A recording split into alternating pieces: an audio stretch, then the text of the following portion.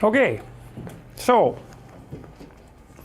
the last time we were here, we got about maybe a third of the way through this story of Pinocchio and the transformation of a marionette into something hypothetically real. And I'm going to backtrack a few slides and it'll get us into it again.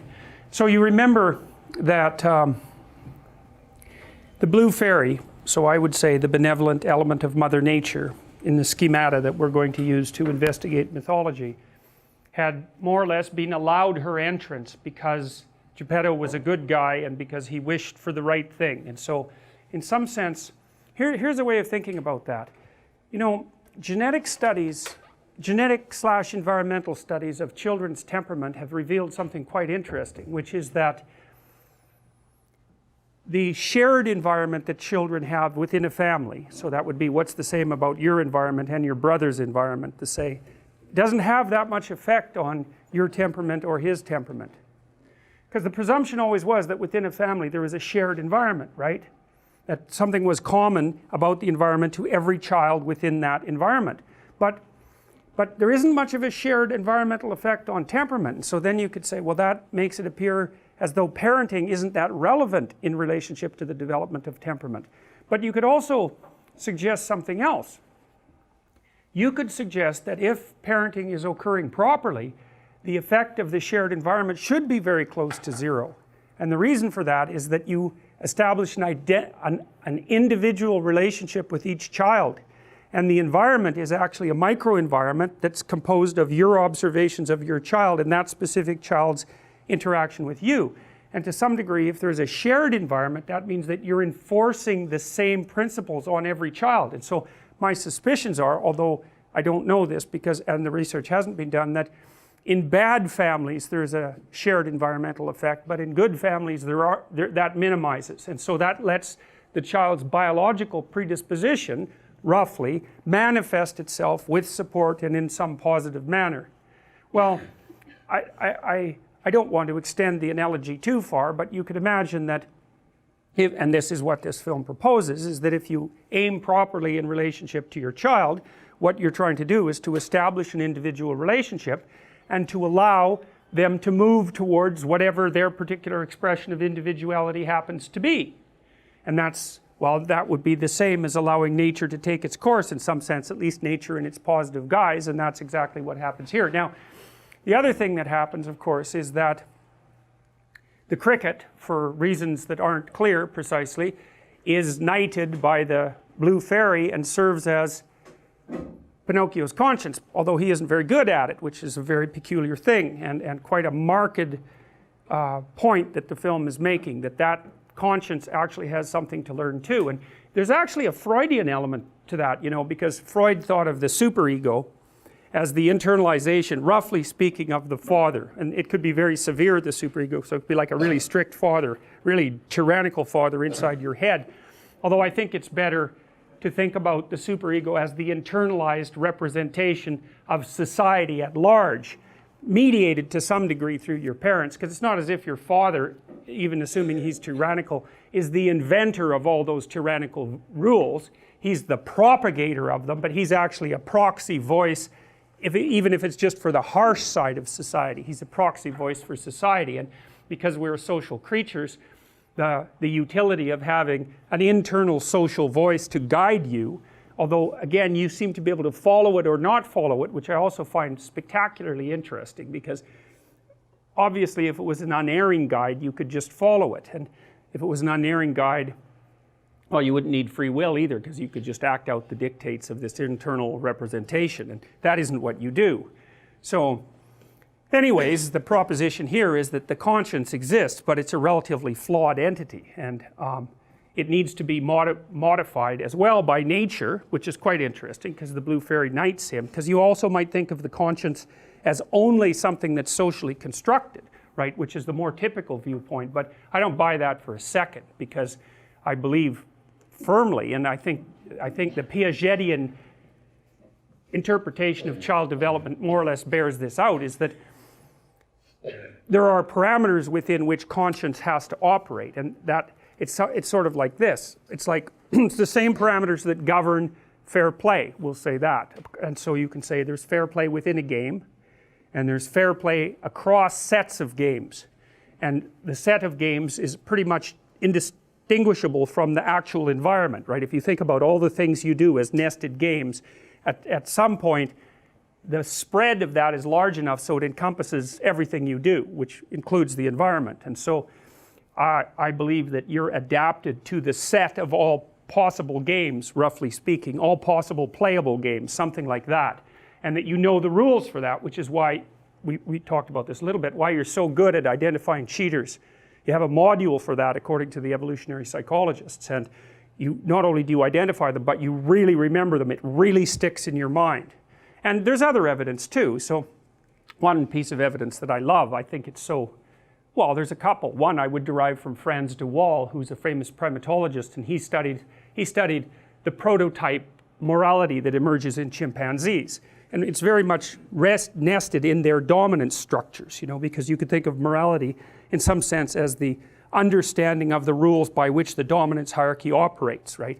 And so you could say, well, the biggest, ugliest, meanest chimp, and the male dominance hierarchies in chimps seem to be the predominant ones, although the females also have a dominance hierarchy in it. It's not quite so clear in bonobos, which seem to be more female dominated. But in any case, the primary chimp dominance structure is male, and you could think, well, it's like the caveman chimp who's biggest and toughest, who necessarily rules and who rules longest.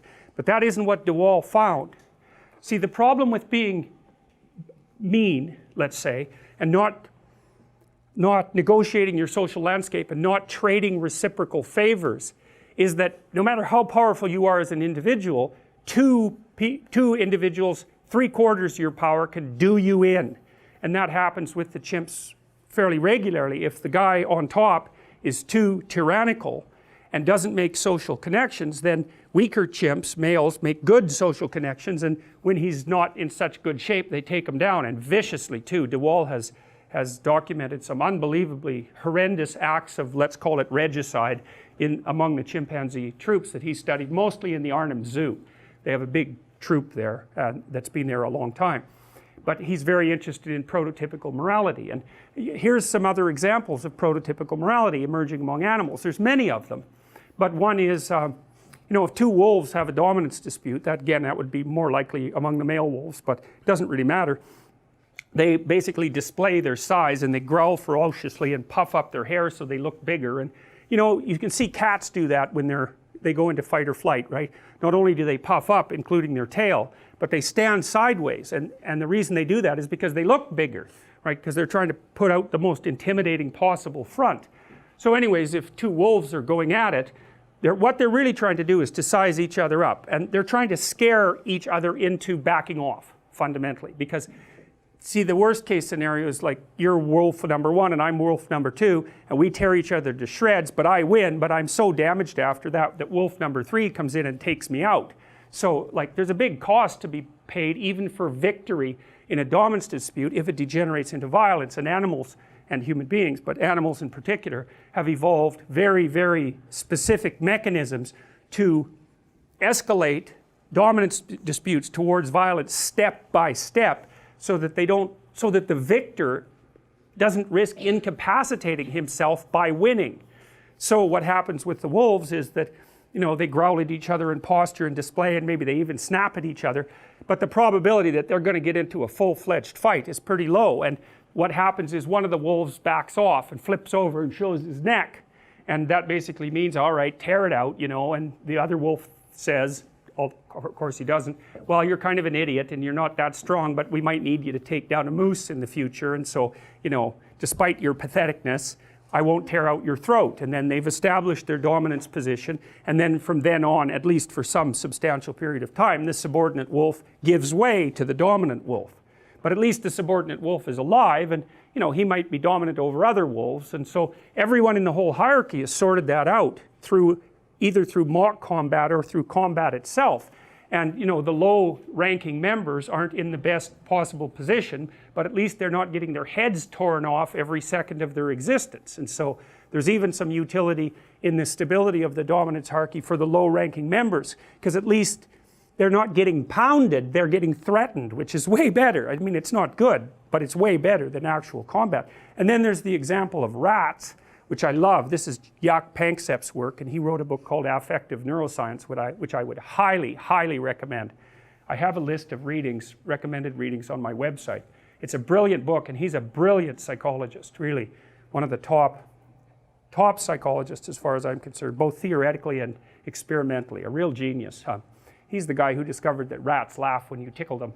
They laugh ultrasonically, so you can't actually hear them, but if you record it and slow it down, then you can hear them giggling away when you tickle them with an eraser, which is sort of like their mother's tongue. It's often what lab people use as a substitute for the licking of the little rat by the mother. And he discovered the play circuit in mammals, which is like a major deal, right? He should get a Nobel Prize for that. That's a big deal, to discover an entire motivational circuit whose existence no one had really predicted, you know, apart from the fact that obviously mammals play. And even lizards, maybe. Some of the more social lizards seem to play, you know. So anyhow, what Panksepp observed, and I think this is a brilliant piece of science, is that, first of all, juvenile male rats in particular like to rough and tumble play. They like to wrestle. And they actually pin each other just like little kids do, or like adult wrestlers do. They pin their shoulders down, and that basically means you win. And so, okay, so that's pretty cool. But what's even cooler, I think, well, there's three things. One is the rats will work for an opportunity to get into an arena where they know that play might occur. And so that's one of the scientific ways of testing an animal's motivation, right? So imagine you have a starving rat and it knows that it's got food down the end of a corridor. You can put a little spring on its tail and measure how hard it pulls, and that gives you an indication of its motivational force. Now imagine the starving rat that's trying to get to some food, and you have a little spring on his tail, and you waft in some cat odor. So now that rat is starving and wants to get out of there. He's going to try to pull even farther towards the food. So getting away plus getting forward are separate motivational systems, and if you can add them together, it's real potent. And part of the reason why in the future authoring exercise that you guys are going to do as the class progresses, you're asked to outline the place you'd like to end up, which is your desired future, and also the place that you could end up if you let everything fall apart, is so that your anxiety chases you and your approach systems pull you forward. You're maximally motivated then. And it's important because otherwise you can be afraid of pursuing the things that you want to pursue, right? And that's very common. And so then the fear inhibits you as the promise pulls you forward, but it makes you weak because you're afraid. You want to get your fear behind you, pushing you. And so what you want to be is more afraid of not pursuing your goals than you are of pursuing them. It's very, very helpful. And lots of times in life, and this is something really worth knowing, you know, and this is one of the advantages to being an autonomous adult, is you don't get to pick the best thing. You get to pick your poison. You have two bad choices, and you get to pick which one you're willing to suffer through. And every choice has a bit of that element in it. And so if you know that, it's really freeing, because otherwise you torture yourself by thinking, well, maybe there's a good solution to this, you know, compared to the bad solution. It's like, no, sometimes there's just risky solution 1 and risky solution 2. And sometimes both of them are really bad, but you at least get to pick which one you're willing to suffer through. And that actually makes quite a bit of difference, because you're also facing it voluntarily then, instead of it chasing you. And that is an entirely different psychophysiological response. Challenge versus threat, it's not the same, even if the magnitude of the problem is the same. And so putting yourself in a challenging, let's call it mind frame, you can't just do that by magic. Putting yourself in a challenging mind frame is much easier on you psychophysiologically, because you don't go into the generalized stress response to the same degree. And you're activating your exploratory and seeking systems, which are dopaminergically mediated and that involve positive emotion. So if you can face something voluntarily rather than having it chase you, it's way better for you psychophysiologically. So that's partly why, well, it's worthwhile to go find the dragon in its lair instead of waiting for it to come and eat you. So, and especially when you also add the idea that if you go find the dragon in its lair, you might find it when it's a baby instead of a full-fledged bloody monster that is definitely going to take you down. And so that's part of the reason why, well, there's a whole bunch of things that emerge out of that observation, like don't avoid small problems that you know are there. Face them. because they'll grow into big problems all by themselves. And you can think about, imagine the tax department sends you a notification. You owe them like $300. Well, it's, you know, that's annoying. Maybe you don't even want to open the letter. Or maybe if you do, you just put it on the shelf. But that damn thing doesn't just sit there like a piece of paper on the shelf, right? You ignore that for 5 or 6 years, it's going to become attached to all sorts of horrible things. And if you ignore it long enough, you get the idea. It's going to turn into something that is completely unlike the little piece of paper that it's written on. And many, many problems in life are like that. You'll see that they pop their ugly little head up, and you know, and you might want to turn away. You might not want to think about it, which is the easiest way of turning away, right? You just don't attend to it. It's not like you repress it or anything like that. You just fail to attend to it. And that's a really, as a long-term strategy, it's dismal. It's also something I think that's more characteristic of people who are high in neuroticism and high in agreeableness, because agreeable people don't like conflict. And people who are high in neuroticism, who are high in negative emotion, are hit harder per unit of uncertainty or threat. And so, you know, and that's partly why in psychotherapy, a lot of times the people you see need assertiveness training, so that would be the opposite of agreeableness, or they need to help get their anxiety and emotional pain under control. Those are not the only reasons. There's antisocial behavior, but you can't fix that in therapy in all likelihood. There's alcoholism. There's lots of other reasons, but those are two major reasons. So anyways, that was all to tell you that, oh yes, back to the rats. So okay, the rats are pulling on you can measure rat motivation by how hard they pull on the spring, let's say, and they're more motivated if they're running away and running towards, but let's go back to play. So you can take juvenile rats who haven't been able to play for a while, maybe they've been isolated, or maybe they just haven't been able to engage in physical activity, like many school children that you might be thinking about, neither allowed to play nor allowed to engage in physical activity, and there's a reason I'm telling you that. So anyways, you get one of these little rats and you can measure how hard he'll pull to go out and play, or how many buttons he'll push, you know. And that gives you an indication of his motivation. So anyways, you can see that a play-deprived juvenile rat will fight harder to play than a non-play-deprived juvenile rat. And so you can infer that the rat wants to go play. And you know, you do that. You do the same measurement with everyone around you. If they want to do something, you're going to poke and prod at them to see what sort of things they're willing to overcome in order to go and do that. You'll object, even if you don't really object. It's like, it's a measurement device. And if they're willing to overcome a bunch of your objections, then you think, oh, well, maybe they really want to. And that's another thing to really know. If there's something you want, you need about 5 arguments about why you want it. Because the probability that the person who's opposing you will have 5 arguments about why you shouldn't have it is very low. They just won't have thought it through enough. So the other thing that happens in the future authoring exercise is that you're asked to articulate the reasons for all the goals that come out of your vision of the future. So you're asked, like, why would it be good for you? Why would it be good for your family? Why would it be good for broader society?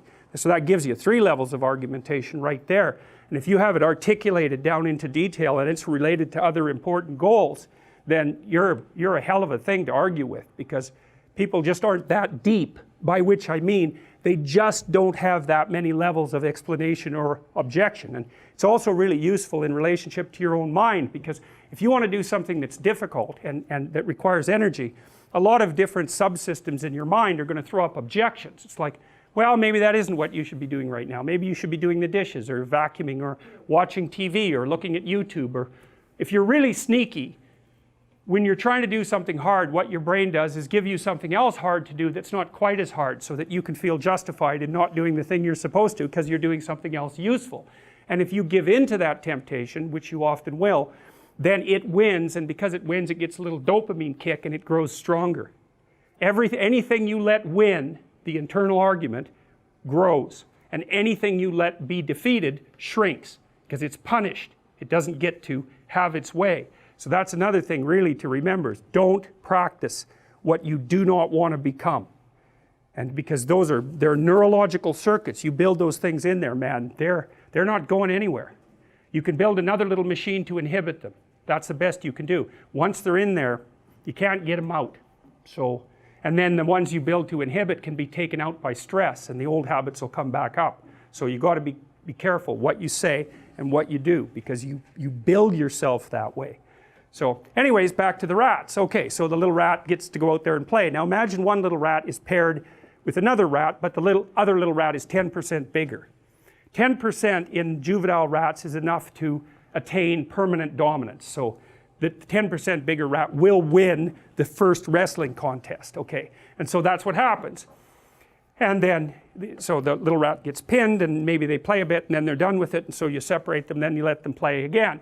And the next time what happens is that the subordinate rat does the invitation to play. And that's like, you know, like a dog does when it wants to play. You can recognize that, kind of splays its feet apart, and it looks up and looks interested and sort of dances around. And you can do it with any kid that has a clue, you know, that hasn't been destroyed by adults. If you're a little 3-year-old kid, or 4-year-olds are better for this, if you go like this, like, they know exactly what's going to happen. You know, they're ready to dart back and forth, and they'll usually smile. And kids love rough and tumble play, which is now basically illegal in all daycares. It seriously is. Kids need it so desperately because it teaches them the limits of their body and your body, and it teaches them what's painful and what isn't, and it teaches them the dance of play. And without that, they're just little disembodied blobs. Like, they have no finesse. That's what you're checking out when you dance with someone, you know. You're seeing if they have that fluency and facility for mutual reciprocal action embodied in them. And if they're kind of like this, you know, and just have no sense of rhythm and don't pay any attention to you and all of that, you have reason to question whether they actually inhabit their body and whether they can engage in a mutual interaction, a physical interaction that's going to be reciprocal and mutually satisfying. It's really important to check out. And a lot of that rough and tumble play, even interactions between a child and its mother, if you have a happy mother and a happy infant and you videotape them and you speed up the videotape, you'll see that they're dancing. So one responds, then the other responds, then the other responds. It might just be with eye gaze and movement and all of that, but there's a dynamic interplay which you don't see with depressed mothers and their infants. So, okay, so back to play. So the little rat who is the subordinate one, he has to do the invitation, and then the big rat can agree to play because he's in the dominant position. But if you pair them repeatedly, and this is really worth thinking about, because see, morality emerges out of repeated interactions.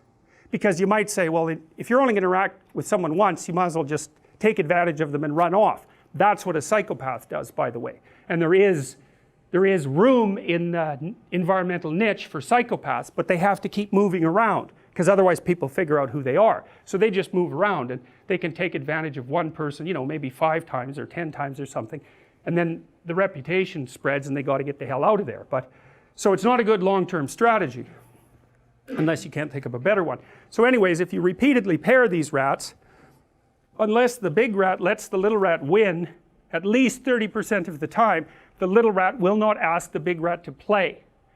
And it's a staggering discovery. It's a staggering discovery because you've got the emergence there of a implicit morality, essentially, that's even incarnated in rats, that emerges across multiple play sessions. It's like, yes, exactly, that's exactly what Piaget said about the emergence of morality.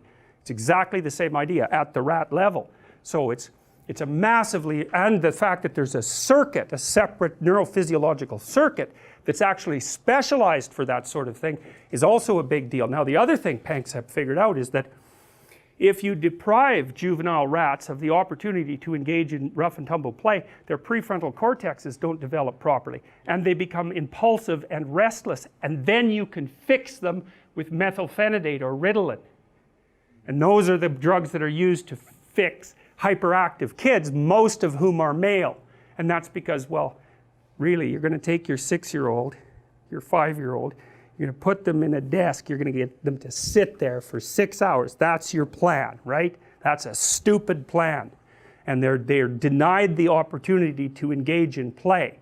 And that means that their ability to become social is being impaired.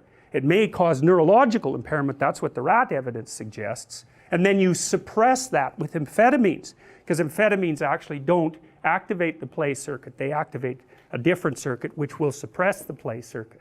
So it's it's not very wise. And I'm not going to go off on that tangent because I could tell you why the school systems were set up that way, which I probably will at some point, because it's quite an interesting story in and of itself. And it's the reason all you guys are sitting in desks right now. Somebody laughingly referred to this once as grade 15, which I thought was pretty funny given the, well, look at the bloody place, you know. Oh, hideous. And, okay, so now, this is an interesting thing. So you got the emergence of morality in, say, chimps, you got the emergence of morality in wolves, you got the emergence of morality in rats, and the morality governs sequential interactions or group interactions. They have to repeat because it's an emergent property of social or repetitive interactions. That's why. You can't just localize it in one instance. It's repeated. And there's been computer simulations of this to help you figure out how you might attain victory across games, across time. Maybe you need a strategy. And there's a very simple strategy, which I believe is called modified tit for tat. So if you're nice to me, I'm nice back. And if you do something bad to me, I do something bad back. But imagine you run that out in sequences of behavior and see who does best with what strategy across time, or an alternative strategy. Here's the best strategy. I trust you. You trust me. We start interacting. You screw up, I whack you, and then I forgive you and we start again. That's modified tit for tat. And so, and there hasn't been it's a very simple algorithm. No one has come up with a better algorithm in computer game, in the computerized simulation of game space than that particular strategy. So it's like, trust, but don't be a pushover. If someone violates the rules, you've got to nail them. But then you don't hold a grudge. You open the door to further interactions. So pretty smart, pretty smart. And okay, so anyways, so what this means, because rats can't talk and wolves can't talk and chimpanzees can't talk, and what that means, just as Piaget suggested, was that the morality, the development of the morality precedes the development of the linguistic ability to describe the rules for the morality. He said exactly the same thing about kids, right? As they learn how to play games before they know what the rules are to the games. And so you see that if you're playing peekaboo with a kid, they can pick that up like it's really young. They get that right away. And you can play with kids almost immediately after they're born if you play simple enough games. And so they've got that deep, and they're unbelievably playful. So they've got that circuitry ready to go right off the bat, and it's one of the things that makes kids so much fun, because they just like to play all the time. And so if the play circuit in you hasn't died, which is a bad thing, then you can use that a lot with your kids, and it's one of the things that helps you love them, so that's a good thing. So okay, so the point is that the damn morality emerges before the representation of the morality. It's a big deal to know that, and that it emerges as a consequence of repeated social interaction. So it's not a top-down thing, it's a bottom-up thing. Now, Piaget says, well, it's not just bottom-up, because what happens with human beings is that they learn to play the games. One of his experiments was watch 7-year-olds, I think that's the right age, play marbles. And then you notice that they can play with each other and that they can follow the rules. But then if you take the individual 7-year-olds out of the game and you say, what are the rules? They give incoherent and incomplete explanations of the rules. So what that means is they don't really represent the rules, but they can act them out. And they have a partial representation of what they're acting out. Now, when they get older, the rule representation starts to fall into alignment with the actual rules of the game. And you can imagine that's why, because when they're playing something like marbles, they're going to have discussions like, you're cheating, or you're not allowed to do that. Because they're always going to be pushing the envelope a little bit, and then the group is going to render a judgment on whether or not that's appropriate, and out of that the rules are going to emerge. But they're not rules to begin with, they're patterns of behavior. It's not the same thing as a rule. A rule describes a pattern of behavior, but a pattern of behavior is a pattern of behavior. It's something that's acted out. So there's the individual within the group, and then the interactions of the individuals within the groups produces a hierarchical arrangement, or multiple hierarchical arrangements. Those are games, roughly speaking, or stories, nested inside an overarching story, which is the fundamental culture, right? And then that's nested in a whole bunch of competing cultures that have some commonalities, or they would just be at war all the time, which, you know, to some degree they are. So, okay, now, you see that, back to the movie, you see that happening in this movie. I mean, it's very, very quick, but the blue fairy turns the bug into the conscience, and then the bug tries to explain to Pinocchio what the rules of morality are. But the thing is, the bug doesn't know, because he's just a bug, and you know, he's just not omniscient. So the best he can do is to come up with like a propagandistic, semantic, verbal representation that's internally contradictory, and when he tells Pinocchio, Pinocchio has no idea what he's talking about, and neither does the bug. That's the thing. And so, well, so what happens is this: the cricket says, well, Pinocchio, maybe you and I had better have a little heart-to-heart talk. And the puppet says, why? And the cricket says, well, you want to be a real boy, don't you? All right, sit down, son. Now you see the world is full of temptations. Temptations? Yes, temptations. They're the wrong things that seem right at the time. But even though the right things may seem wrong sometimes, sometimes the wrong things may be right at the wrong time, or vice versa. Understand? No. No. And neither did the cricket. And that's actually very nicely done in that piece of the movie, because as soon as you just want to slap him as soon as he starts talking like that, because, well, he gets up on his little matchbox and lectures, and he's dull and tyrannical both at the same time. And so there's nothing genuine about what he's saying. He's sort of imitating something that isn't him. So he's really acting like a puppet at that point too. And it doesn't work at all. And so Pinocchio says, I'm going to try to be a good boy. And the cricket says, well, that's the spirit, son. And then away they go. So, all right, so then we're at the next day, because this all happens in one night. We're at the next day, and you know, it's a nice day, and there's these birds flying around. That's a bit of foreshadowing there, you know. So, you have to remember, when you watch something like this movie, not a single bit of it is random or accidental. None of it. Because, you know, they had to draw, I don't remember how many frames per second these things are, 30 maybe. Maybe it's a little less than that, but it's high quality animation. And so someone had to paint 30 pictures to get a second of this. You're not doing that accidentally. It's really expensive, and everyone has to agree on exactly what's going to happen. And you might say, well, do the people who are doing this consciously know what they're doing? And the answer to that is, well, sort of, just like you do. You know, it's yes, they know, and no, they don't. And they know because they're really smart and gifted and all that, but they don't know because it's not all articulated, plus they're working in a group. So they know and don't know, just like you do when you're watching it, and so and when you do anything else. So now they're also guided by what you might call, they're guided by their unconscious in the Freudian and in the cognitive way, partly because your unconscious value structures determine the direction and content of your perceptions. And so it's built right into the way you move your eyes, because you tend to look at things you value, right? Or at things you're afraid of. Like you look at things with valence, and part of the decision about what has value is dependent on the implicit structure of your moral system, because morality is about what's good and what isn't, and that's been partly a conscious construction of you, but it's partly something you've picked up by interacting with people like mad ever since you were born. You don't know all the rules any more than the damn cricket did. You just don't, and you can't, because you're too complicated. But you act them out, and then you also have representations of how people act in your imagination. Dreams are, that's what a dream is, that's what a fantasy is, that's what that little movie that plays inside your head when you remember what you did is, and you only remember the gist, you know. So even the imagistic representation of your behavior in your past, which is basically your episodic memory, it's already selecting and molding and turning it into a relatable story.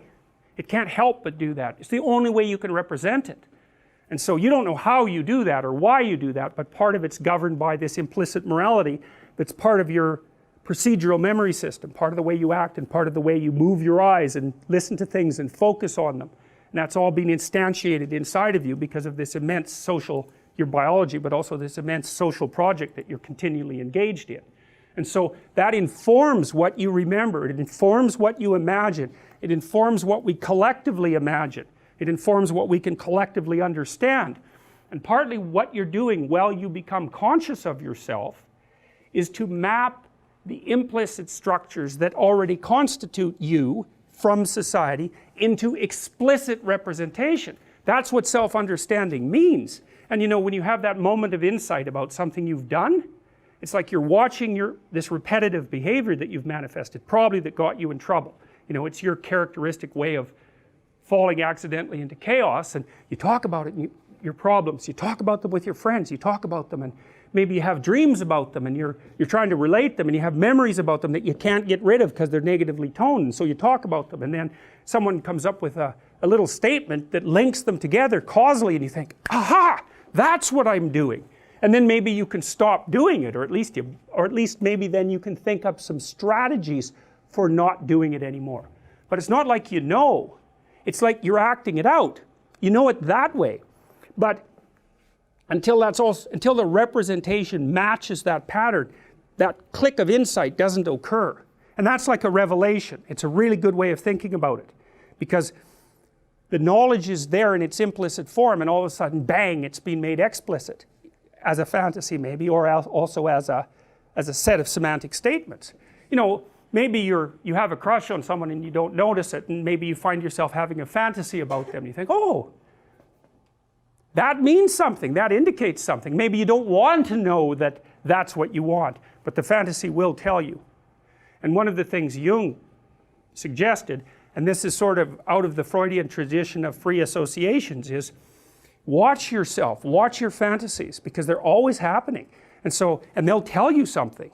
And so one of the things I do when I'm interacting with my clients is we'll have a discussion, and then their eyes will drift a little bit, and I'll know that something's flitted through their mind, you know, and that means we've touched on something that has a multiplicity of elements. And so I'll stop and say, look, I noticed that maybe you teared up. That's another thing to really watch. Or maybe you laughed, or you drifted at least. It's because some other thought has entered your field of consciousness. And then if you can get the person to grab those thoughts, to notice them, then you can often figure out the avenues along which that particular conversation might unfold. That's a complex. That's a Jungian complex or a psychoanalytic complex. It's like there's an emotional core that produces a whole range of associated ideas, and that thing's got a life. It's like a micro-personality, and it might have resentment in it, might have anger. It's often negative emotion tinged, because though negative emotion tinged episodes are still problems, and they will emerge automatically because your threat detection systems force them onto your consciousness, essentially. So you watch, and when you drift, you'll drift, and the fantasy is partly a representation of the problem space.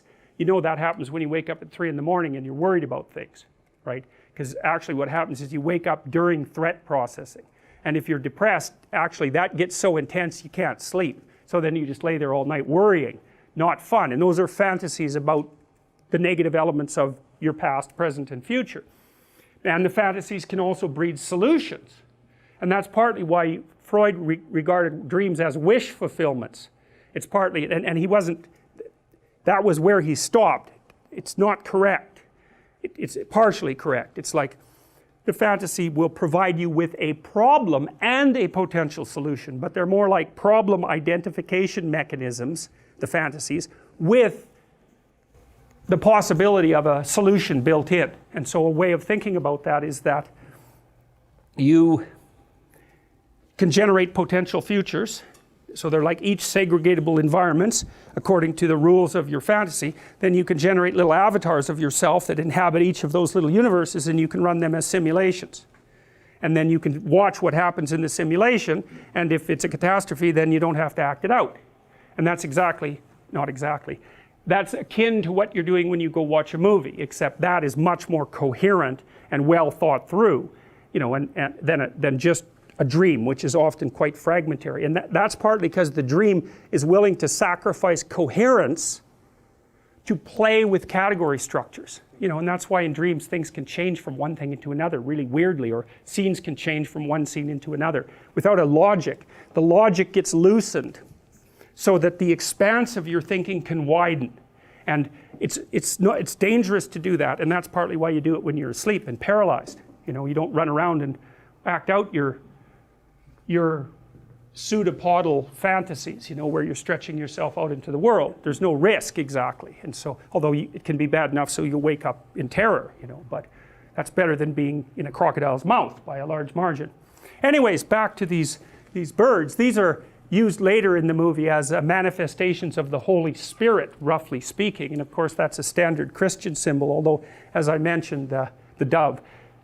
often represents the Holy Spirit, and we'll talk about that later, but this movie has very strong pagan elements in it, as I mentioned before, as opposed to strictly Christian symbolism, but that's a foreshadowing. And what it foreshadows is that, well, a new day has dawned. It's the emergence of new consciousness, and everything last night went well, really well. Everything in the, let's call it the unconscious, say, after time stops, that all went well, and so the new day is full of promise.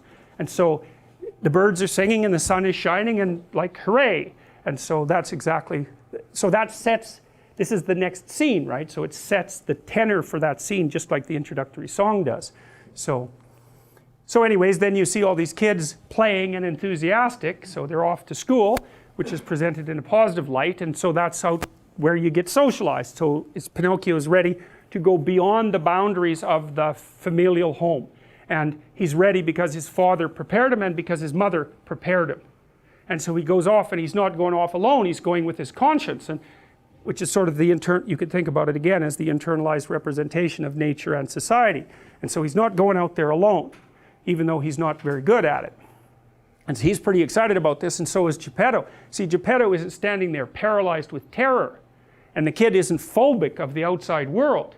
And so that's, he's treating it as an adventure. I mean, even though, well, it's an adventure, but adventures can be dangerous. What if the other, you can imagine a kid, especially one who's like high neuroticism, who hasn't been encouraged sufficiently to overcome that, let's say, their primary idea might be, well, what if the other kids don't like me? That's a big one. What if the teachers don't like me? What if the other kids won't play with me? It's like, yeah, what if? That's rough, man. And if you're not a playful kid, it could easily be the case. So, but that's not Pinocchio. He's like spinning out, ready to go. And so, good. He's got naive, but enthusiastic. Okay, well, that at least gets the ball rolling. Now, you've got these two evil creatures here, the fox and the cat. I think this one's based on one of the Marx brothers, actually, Harpo Marx, who I believe never said anything. But be that as it may, they're these ne'er-do-well characters. The fox in particular. Now, fox is a standard trickster animal, right? It's a classic animal, maybe because it's good at hiding and it's good at hunting. I don't know exactly why, but and coyotes are like that too. They're classic trickster animals. He's kind of like Wile E. Coyote, in fact, you know, the Warner Brothers character who's genius at large, and of course whose arrogance continually gets him walloped. And this character has a lot of features like that, but he feigns being an English gentleman of like the 1890s and pretends to be educated, and he has a kind of high-blown way of talking, and he's a fraud through and through. And he's got this, you know, sidekick who is barely there at all, and he doesn't treat him that well, but he's got someone to lord it over, so that keeps his dominance hierarchy thing going well. And the fact that he's like a second-rate companion, well, he never really notices that, although he'll treat him contemptuously whenever he gets a chance. So anyways, they're walking down the street, and the fox is bragging away about some crooked thing that he's done and how he pulled the wool over someone's eyes, and he confuses that with wisdom and intelligence.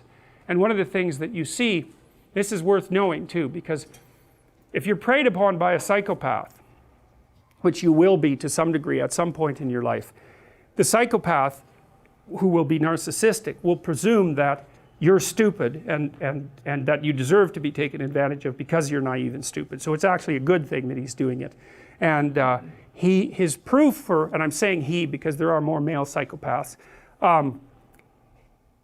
the proof that you're stupid, naive, is that he can take advantage of you. And so, like, if you were wiser, you'd be, you know, you'd know his tricks, and then it wouldn't be morally necessary for him to show you just exactly who knows what about what.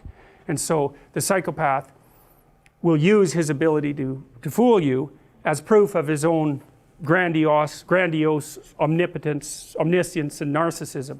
And the problem with that is that you can be fooled by a psychopath, and virtually anybody can. So that Robert Hare, for example, who studied psychopaths for a long time and interviewed a lot of them, like hundreds of them, and videotaped many of the interviews, he said when he was talking to the psychopath, he always believed what they were saying. And then he'd watch the video afterwards and see where the conversation went off the rails. But you know, the proclivity to be polite in a conversation is very strong. And if you're polite, you don't object to the way that the person unfolds their strategy, you know. And psychopaths are pretty good at figuring out how to manipulate, obviously, how to manipulate people. And the probability that you will be immune to that is extraordinarily low. Go watch Paul Bernardo being interviewed by policemen on YouTube. That's that's enlightening, man. Paul Bernardo, he's like the CEO of a meeting in that video, you know. He gives the cops hell, he gives the lawyers hell, he protests his innocence. He basically tells them that they're rude and untrustworthy because they don't trust him because he did a few little things 17 years ago. And he gets away with it, a few little things, right? I mean, he killed a bunch of people, including the sister of his girlfriend at the time, and you know, he was a repeat sexual offender and murderer. It's like, but he basically goes, well, you know, that's a long time ago. It's like, we're past that, aren't we? I mean, I'm having a discussion with you. I'm trying to help you solve some crimes, which, by the way, I committed, but we won't bring that up. You know, and you're accusing me of being a liar. Like, you're not playing fair. What's up with you? And then when they answer, he looks at his fingernails, which is like, that's a lovely little manipulative thing, because it basically means whatever happens to be under my fingernail at the moment is much higher priority than listening to your foolish story. And you watch, you'll see people do that to you. And then you get a little insight into what they're up to. He's very good at that. And so, or he looks outside, or he just looks at his hands, or he looks out the window, immediately dismissive in his nonverbal behavior. It's brilliant. The courts were forced to release that, by the way.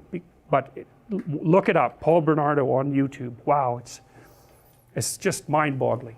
He's so good at what he does. And he's good-looking, and he's charismatic, and you know, he can really pull it off. And you can't tell what's happening with the cops and the lawyers, whether they're just letting him play his routine to get some information from him, or whether he's actually setting them back on his heels. And I suspect it's a bit of both. But it's masterful performance. If you didn't know who he was, and you were watching it without the audio, you'd think, he's the CEO of some company giving his employees hell for not being up to scratch. That's all his body language, his eye contact, everything just speaks that. It's amazing. So anyways, you got these two-bit hoods here who think they're really something. They also think they're tough and dangerous, and they're not. They're just, you know, cowardly and corner dwellers, and they confuse their unwillingness to abide by reasonable rules as indication of their heroic courage, which is something else that low-rent hoods like to do, you know. And it's partly because lots of people who just attend to the law do that because they're cowardly, which is a Nietzschean observation. Are you good, or are you just afraid? Well, let's start with afraid first, before we proceed to good. And that the reason that you follow the rules is because you're afraid of getting caught. Yeah, well, you know those kids who, often university kids who are in like a hockey riot, and they end up breaking windows and stealing things, and you know, they get nailed for it, and afterwards they're really blown away by their own behavior. It's like, well, they're in that camp. It's like they think they're good people, but they're not. They're just never anywhere where you could be bad. And as soon as you put them somewhere where they could be bad, it's like out it comes, just like that. And that's really worth thinking about, because most of you, many of you, but not all of you, I suspect, have never really been somewhere that you could be really bad and get away with it. And so you might think, well, you wouldn't do it, but people do it all the time. So anyways, they're talking about some exploits, and then they see that this character named Stromboli, who's a marionette, he has a puppet show, right? And he's kind of a wheeler dealer too. And remember, I showed you that mask that was glaring at Pinocchio when he got his voice? It's like Stromboli is one of his manifestations. The fox here is another one of his manifestations. And all the negative characters throughout the movie are manifestations of the same thing. It's partly the adversarial individual, and it's partly the tyrannical aspect of society. It's the negative masculine. That's one way of thinking about it. So, and you know, when men go bad, they often go bad by being antisocial and tyrannical. So, you know, where there's way more antisocial men than there are antisocial women, which is why there's 20 times as many men in jail as there are women. You know, so each gender, let's say each sex, has its own characteristic pathologies. And there are some antisocial women, you know, and there are some high neuroticism guys who are, or some guys who are really agreeable as well. So but they're rarer. So anyways, he sees this poster advertising Stromboli's puppet show. So Stromboli's a puppet master. Now that's really worth thinking about, because that's an archetypal theme, or it's at least attached to an archetypal theme. Something's behind the scenes pulling the strings. And everybody always wonders what that is, right? What's actually going on? What's actually going on with Trump? Who's actually in control? Is it Putin? I mean, that's the fantasies of the left. It's Putin. It's like, well, the question always is, what's going on behind the scene, right? And the question is, that's the case certainly on the political landscape, business landscape, interpersonal relations. What are you really up to? Everyone's always wondering that, right? That's why they're watching your eyes, because your eyes point at things, and they can infer what you're interested in and what you're up to by looking at what you look at. And that's why your eyes have whites, is so that we can see where you're pointing them, because gorillas don't. And so what that means, roughly speaking, is that all of your ancestors whose eyes couldn't be reliably tracked were either killed or didn't mate. It's a big deal for us to see where people's eyes are pointed. And so we're always watching each other's eyes constantly. What are you up to? What are you up to? What are you looking at? What do you want? And I want to know, because if I know what you want, I can predict how you're going to behave. And that also means I can cooperate with you, or I can compete with you, or I can lie to you. But all the information is in the eyes, surrounded by the facial display, right? Because that's also an indication of motivation and emotion. And so we're like, our eyes are so good at that for you guys sitting there in the back, I can tell if you're looking at my eyes or at my chin. And the deviation in your eyes is so tiny that it's a kind of miracle that we're capable of making that perceptual observation. It's really important to us. So, and we have really good eyes, so that's another thing about us. So anyways, what's going on behind the scenes? Well, if you look at Stromboli, you might be thinking, it's not clear he's someone you'd want to have pulling your strings. Like, there's a little bit of forced enthusiasm, let's say, there, and he's just not a very savory looking character. So anyways, the fox knows him, and they start talking about Stromboli, that old joker, and then how they could possibly involve him in some sort of scam because he's back in town. And then they see the puppet, and the fox does his equivalent of thinking, which is, you know, pretty sad and nasty, but that's what he does. And then they see this puppet with no strings, and they think, hey man, a puppet master would pay a lot for something that is capable of semi-autonomous movement like that. It would be kind of a miracle. And so they decide that they're going to take him to Stromboli. And so they grab him, and he's got an apple to take to the teacher, which I think it's the cat promptly eats. And the fox acts out this sort of false enthusiasm about what Pinocchio is up to and pretends that he's his friend, which is of course what your typical pedophile will do. And so this is in the same kind of category, and it truly is. So, and one of the things that's interesting to know about pedophiles is that they're predatory, right? And so they don't go after kids that are assertive and likely to be noisy. They watch. And they watch to see if they can find a kid who's defeated, and that's good enough. Who's defeated, and who's going to need a friend, and who's not going to object. And so when they check out, these are the ones who do the stranger abductions, which are, by the way, extraordinarily rare. They look for a victim type. They look for a kid who's going to be easy to take down. And so, you know, that's one thing you don't want. So you might think, well, one of the things that was really big, and it's probably even worse now, when I was a parent of young children, was to teach your kids how to be afraid of strangers. It's like, no, wrong. That is not what you teach them. Because all you do is teach them then to be timid and fearful, and the real predatory types, they're pretty much thrilled about that, because you'll also make them sheltered and naive, you know. So that isn't, you make your kids courageous and you get their damn eyes open, and that's the best thing you can do to protect them against people who are truly dangerous. So none of that terrifying them. It's not a good idea. Anyways, the fox befriends the puppet. And then they come up with this evil scheme to get him off to Stromboli, the puppet master, and away they go. And they sing a little song about being an actor's life for me. And this took me a long time to figure out. I thought, they're taking Pinocchio away to be an actor.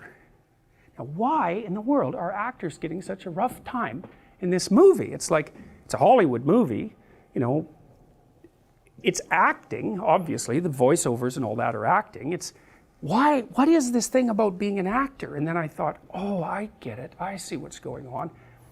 They sing to Pinocchio about the delights of unearned celebrity.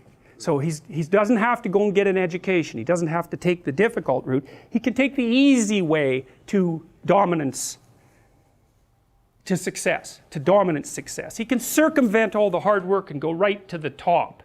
You know, and when you think about phenomena like the Kardashian family and how popular they are, part of that is this desire that people have for unearned celebrity, because you can get to the top without any sacrifices and without any work. And if you're really cynical, you know, you think that the people at the top are just there by accident anyways, and it might as well be you. And of course there's a lot of naivety in that as well, and a fair bit of, you know, not a fair lack of wisdom and all of that. But the actor idea here is that you can pretend to be something you're not, and that's the proper route of anyone wise to success. It's the ultimate in cynicism. And it's a nihilistic perspective as well, and that's how they entrap him. They say, look, why are you bothering to go to school? That's going to take 18 years. With all of your talents, you can just go on the stage, your name will be up in lights, you'll be at the top in no time. And what does the puppet know? And plus he does have some talents. He is, after all, a semi-autonomous puppet. Now, he doesn't exactly know how special that makes him, but the fox can obviously see something in him. And he's good at playing that naivety off and then offering these false promises. But see, the thing is, one of the things that Carl Jung said that I thought was really interesting when he was talking about the Oedipal situation in families, I never forgot this. So the Oedipal situation, roughly speaking, is when, I'll lay out the classic story, is when a child is seriously overprotected, usually a male child by his mother. Now the reverse can be the case, and it can be a female child by the mother and all of that, but I'll just talk about the classic case to begin with. Now, what Freud observed was that there were usually not very good boundaries in families like that. And so the relationship between the husband and the wife was either strained or non-existent. And the wife would often turn to the child to be what she isn't getting from the husband. And so there's a great South Park episode about this.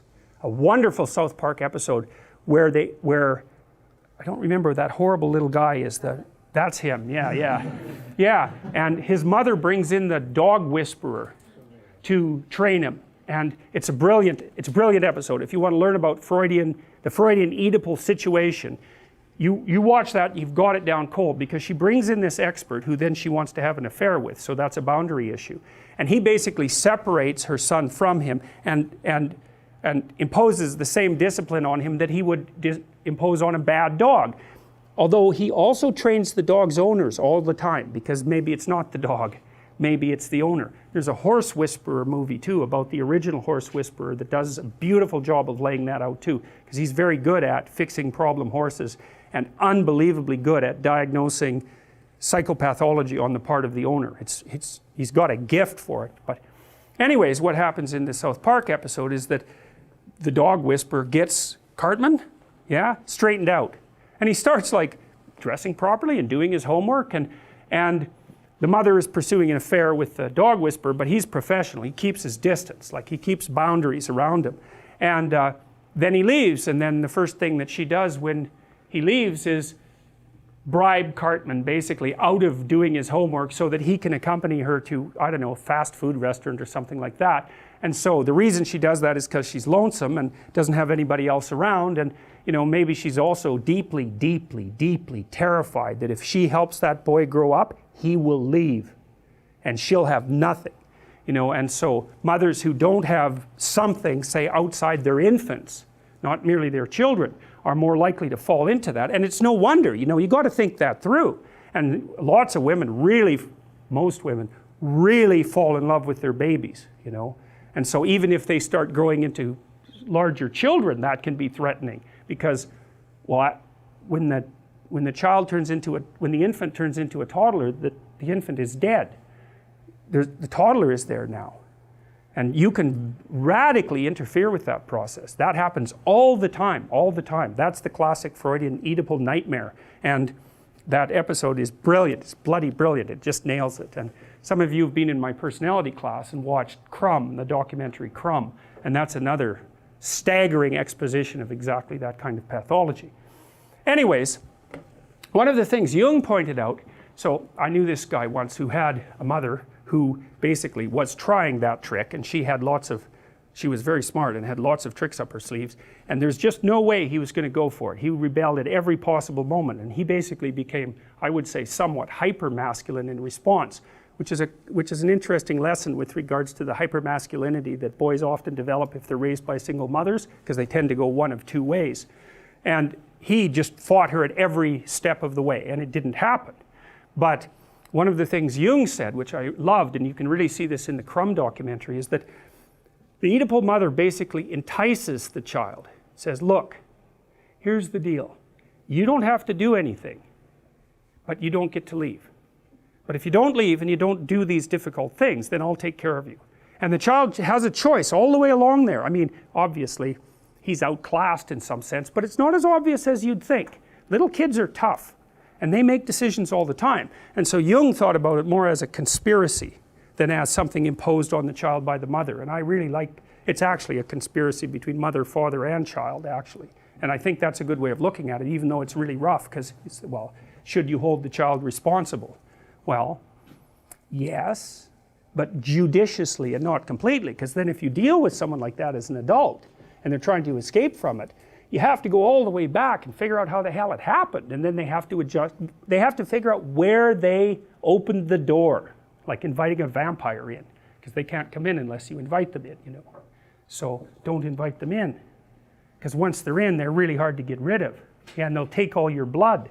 So that's a cautionary tale. So anyways, Pinocchio doesn't know any better, and he's got the egotism of, you know, of youth, and he's offered the easy way to success, which is exactly what the fox tells him, and off they go to see Stromboli. So this is the song. I'm not going to read it all. It's great to be a celebrity in actor's life for me. You sleep till after 2, you promenade a big cigar, you tour the world in a private car, you dine on chicken and caviar, an actor's life for me. So it's all this idea of wealth and public exposure and zero attention whatsoever to anything regarding responsibility or discipline or learning. And so it's a dual attraction, right? You get everything you want and you don't have to do anything. Jeez, what a deal. And so that's what the actor represents. It's a liar, fundamentally. It's someone who's acting out a deception. They're a persona in the Jungian sense. So the persona is the mask you wear in public, that you might even think you are, but you're not. It's this mask, and that's the actor. That's the persona. So the fox and the cat are inviting the puppet to only become a persona. And that's see, for Jung, you start as a persona. And then when you start to investigate the parts of you that don't really fit in that persona, that would be the shadow, then you start understanding who you really are. And that's shocking, because the persona contains everything, roughly speaking, that you think is good, and maybe even that your immediate culture thinks is good. And then the shadow contains everything that's not part of that. And some of that's really bad. But some of it is good disguised as bad, and you can't break out of the persona and transcend it until you incorporate a lot of what's in the shadow. And so, for example, if you're an extraordinarily compassionate person, let's say, 98th percentile will say, you're going to be sacrificing yourself to other people all the time. And there are people who will find that extraordinarily endearing. And it will be under some circumstances, but the problem is that you will sacrifice yourself. And that's a really bad attitude to have, for example, towards adult males. It's a great thing for infants, but for adult males, it is the wrong approach. And so you will get taken advantage of continually by people who are looking for someone like you until you grow some teeth. And you'll think, no, that's the opposite of compassion. Being able to bite hard is the opposite of compassion, which it is. And so you'll have that pushed into the predator category. I'm not doing that. I'm not getting angry. I don't like conflict. It's like until you bring that out of the depths and put it on so you can use it, you're going to be in trouble. And that's kind of Nietzsche's idea of the revaluation of good and evil, right? You have a sense of what's good and a sense of what isn't with your conscience, but it's not very smart. It's got things in the wrong boxes. And a lot of the things that, even nature itself, a lot of the things that you accept as untrammeled goods, like compassion, let's say, have a very dark side, first of all, and second, are not enough to get you through life. You need the opposite virtues too. And so you have to develop them. And so you get outside the persona to do that. But anyways, Pinocchio is invited to be a false persona, to take the gains of celebrity without having to do anything to be educated. He's just going to go right to the top from right where he is. And you know, people are kind of fascinated by that idea. That's why you watch America's Got Talent or The X Factor, which are shows I actually love, by the way. You never see narcissism in its purer forms than you see it when you watch people who display an absolute lack of talent and become homicidal when someone dares point it out, right? Accusatory and homicidal instantly. It's really something. And then now and then you do see one of these people who's so introverted and so out of society and have this unbelievable gift, which is also something really remarkable to see. And it's no wonder those things are so popular. They're psychologically extraordinarily interesting. So okay, so that's the actor, first of Pinocchio's temptations. And of course it's the first one because he's entering the social world. And the temptation in the social world is to be exactly what other people want you to be. And the thing that's cool about that is what you should be doing, right? When you go out in your peers, you should be not subjugating your individuality to your peers, because that's not exactly right. That's kind of based on an inhibition model. You know, you've got aggression, you've got bad habits, they have to be inhibited. You learn that by interacting with your peers. It's not the right model. Piaget, that's a Freudian model. Piaget was correct about that. He basically pointed out that what should happen is, let's say with your aggression, and hopefully you have some, is that it gets socialized. And so you learn how to play games, but you don't drop your drive to win. You integrate that in the games. And so you try to win, you try to play hard, but if you're defeated or you hit something negative, you don't respond negatively. And you can keep that all bounded within being a good player, a fair player. And that means what's happened is you've learned how to play a game or a set of games that also includes the darker parts of you, and they actually become part of your force of character. It's way better if you can pull that off. And that's what you definitely want to do as an adult. Like, all you people are going to have to learn to negotiate on your own behalf. And that's really hard. It means that you have to know what you want. You have to be able to communicate it. And you have to be able to say no. And to say no, you have to be built on a solid foundation. You have to have options. So you got to remember that as you go through your life. Is like, if you don't have options, you can't negotiate with someone. And if you're not willing to use them, they win, period. Because if you're asking your boss for more money, say, the answer is no. Because he doesn't have any spare money lying around that he can just give to you. And lots of other people are asking. So some of that's zero-sum stuff, you know, not all of it, because often you cooperate with people and the whole pot can grow. But some of it's zero-sum. And so you better have a case made. It's like, here's how much money I should have, here's why. Here's the benefit to you that will accrue if you do it. Here's the consequences that you don't. They're actually real, they will cost you, and I will do them. It's like, then you can negotiate. And you don't do that rudely. But those arguments, you better have them in order. Like, so for example, if you're going to negotiate for a raise or a status shift, you better have your resume at hand, all polished up, and know where else you're going to look for a job, and you better be able to get one. Because otherwise you're weak, and you will not win the negotiation. And if you're too agreeable, so you're conflict avoidant, you will make less money across time. That's already been well established. And that's because you don't have teeth, not enough. And so in the little micro contests that you're going to have every day, you're going to incrementally lose to people who are more aggressive, who have bigger teeth. And that's what happens. So don't let that happen. You place yourself so you can negotiate, because otherwise you're just a facade. And in a real battle, a facade is just torn down right away. So, yes, well, say no more, right?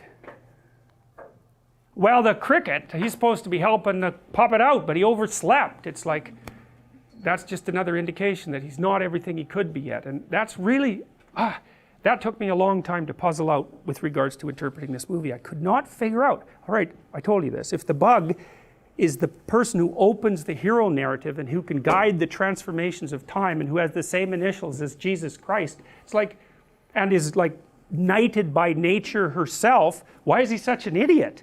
It's a very difficult thing to figure out, but the idea that the conscience isn't omniscient, even though it has that sort of, that voice of let's say, common sense, and that fits very nicely in with the Freudian idea of the superego, again, because the superego can be flawed.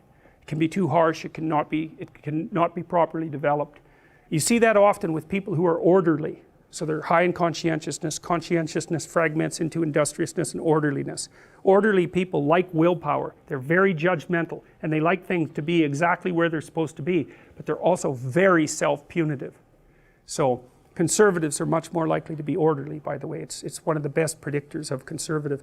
Low openness is the best predictor, but right after that is high orderliness. So, and it's associated with disgust sensitivity, which is really an amazing thing. We'll talk about that later. Anyways, the cricket, well, he falls down his first day on the job. He's not as conscientious a conscience as he should be. So he's feeling pretty stupid. He's got his little millionaire clothes on there, but he's really not living up to them. So he does catch up to the fox and the puppet, however, and tries to dissuade Pinocchio from going down this road. And of course the cat, well, you can see what the cat's doing there. He's got a big hammer, big mallet, and he also shows you just exactly how much of a clue he has. He's going to wallop the bug who's sitting on the fox's hat, which I think he actually does. And you know, then the fox can't get out of his hat and has to talk through his hat, which basically is what he's doing the whole time anyways. So this I really like. So you see on the left here, the cricket is speaking inside this flower, you know, and like I said, there's nothing accidental in these representations. So these are artists who are coming up with these compositions, and their fantasy has a structure, and so the cricket is speaking out of this flower that has, well, you could think about it as, it has a sexualized element, so you could think about that as a phallic part of it, and that part of the feminine part of it, well, they are flowers after all. They are the sex organs of plants. And so, and that's very much the same over here, as this is the yoni and lingam. This is from Hindu cultures. And so, and you see there's a snake wrapped around that. And so that's masculine and feminine with a snake wrapped around it. And that's a holy representation, you know, a sacred representation. And it represents the deepest reality. That's one way of thinking about it, like chaos and order surrounded by the snake. It's the same, exactly the same idea. And so the cricket speaks out of that. We already know that because the cricket is the conscience, and he's been awakened in part by Geppetto and the good father, and awakened in part by the good fairy and nature. And so he speaks with those voices, and he's also a manifestation of the underlying chaos itself, because nature and culture spring out of chaos. You know, I already showed you that schematic representation. Okay, so I'll just end this scene, and then we'll have like a 15-minute break, okay? So anyways, the cricket tries to make a case for why Pinocchio shouldn't go off to be a celebrity, but you know, it's a hard case to make because the fox is very manipulative and Pinocchio is naive, and it sounds like a good offer. And also the fox is actually quite forceful. You know, he basically takes him by the hand. So the temptation is, and this is something else I like about the movie, you can't just say, well, the puppet gets what he deserves, because he's little, naive, and what he's facing is really malevolent, truly malevolent, and physically overpowering. And so the movie does a nice job of not minimizing the threat that's posed by this particular temptation, and that's part of what makes it art. Okay, good, so we'll stop there, we'll have a break for 15 minutes, and then we'll start with the stage. So, all right. So, here we are at the big event, and Pinocchio's off to be a celebrity. And the cricket is watching. And Pinocchio basically Well, he's got some natural talent because he's a puppet and he doesn't have strings, and he goes on stage and with strings, and then he drops his strings and the whole crowd is amazed. And the crowd should be amazed when that happens, right? You can imagine when a kid goes to school and shows some independence, that's actually going to,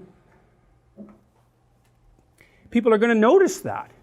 His peers are going to notice that, the teachers are going to notice that. Maybe it's too much independence even, right? But it's still it is a remarkable thing too. Like, it's so interesting, you know, you can see marked signs of independence in children, well, right from the time they're born, basically, because what's one of the things that's really funny about infants is that, you know, when they're crying, you always think, oh, the baby's, well, you're crying, it's the baby's sad. It's like, no, a lot of the time that baby is angry, and the way that we know that is because you could do facial expression coding on infants, just like on adults, and you can tell what emotion they're expressing. And very frequently, like when the kid starts to recognize his mom explicitly, because he or she knows the smell right away, pretty much in the sound of the voice, but visually,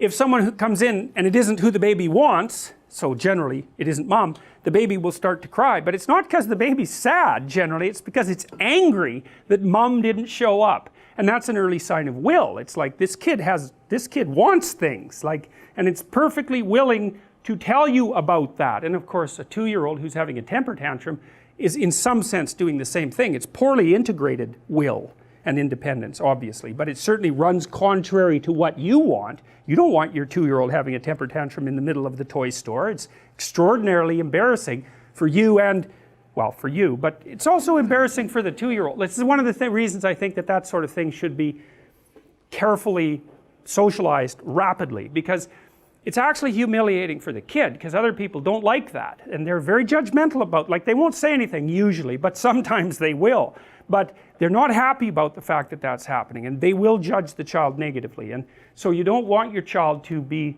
behaving in a way in public that makes other people think badly of them. It's really not good. And so part of your job as a parent is to not expose your child to that sort of experience, especially not repeatedly. It's really hard on them. Or they get narcissistic, which is also really hard on them. It's just, it takes a lot longer to manifest itself. So anyways, he's off on stage and Stromboli introduces him and talks about how wonderful this is going to be, and Pinocchio comes out on stage with his strings on and drops them, and then he falls down the steps and put his nose in a hole, makes a fool out of himself. And that's when Stromboli, the first time Stromboli shows his true character, because he just really yells and screams at him. And he has his back to the audience, Stromboli, while he's doing this, so he's not noticing how the audience is reacting.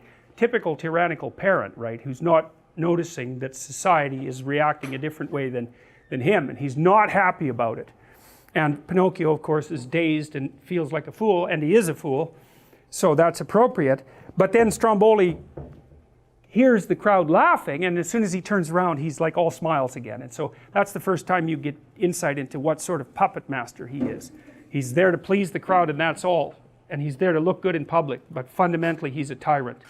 And so, and I guess that's the problem with false celebrity, is that the negative spirit of the crowd becomes your master, right? Because to be a celebrity, you have to be a crowd pleaser. And if you're pleasing the kind of crowd who likes a celebrity like you, which is, and there's not much reason for that, then it's not exactly like you're appealing to the proper side of the crowd, and you've become its puppet one way or another. And maybe it's rewarding you with wealth, perhaps, and with attention, but fundamentally, it's not something I would recommend if you want to stay reasonably psychologically healthy for any reasonable amount of time. You're going to sell yourself out.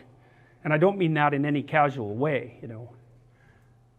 All right, so anyways, Stromboli changes from the tyrant to the good father. In half a second, he gives Pinocchio a pat on the head, despite the fact that he's made a mistake, looks all kind, and the show continues. Now, the cricket is not very happy about this. He's sitting in the stage watching. He's very angry and, let's say, disgusted by what's happening, partly because Pinocchio is making a fool of himself. Now, that's an interesting thing, you know.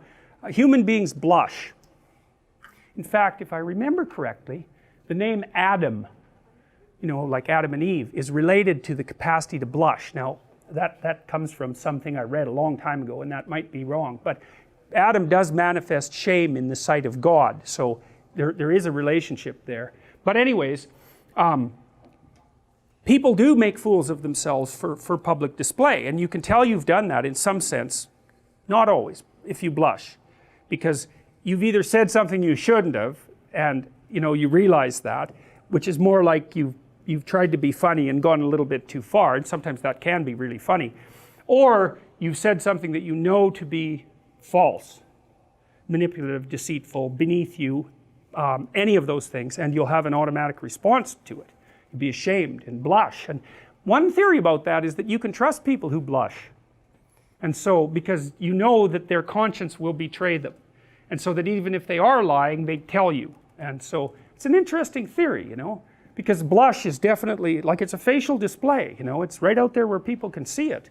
So, you know, maybe that's true, maybe it isn't, but it's kind of an interesting idea. Anyways, the cricket is not happy with what's going on. He's not happy about Stromboli, and he's not happy about the willingness of Pinocchio to make a fool of himself to support this false celebrity. And so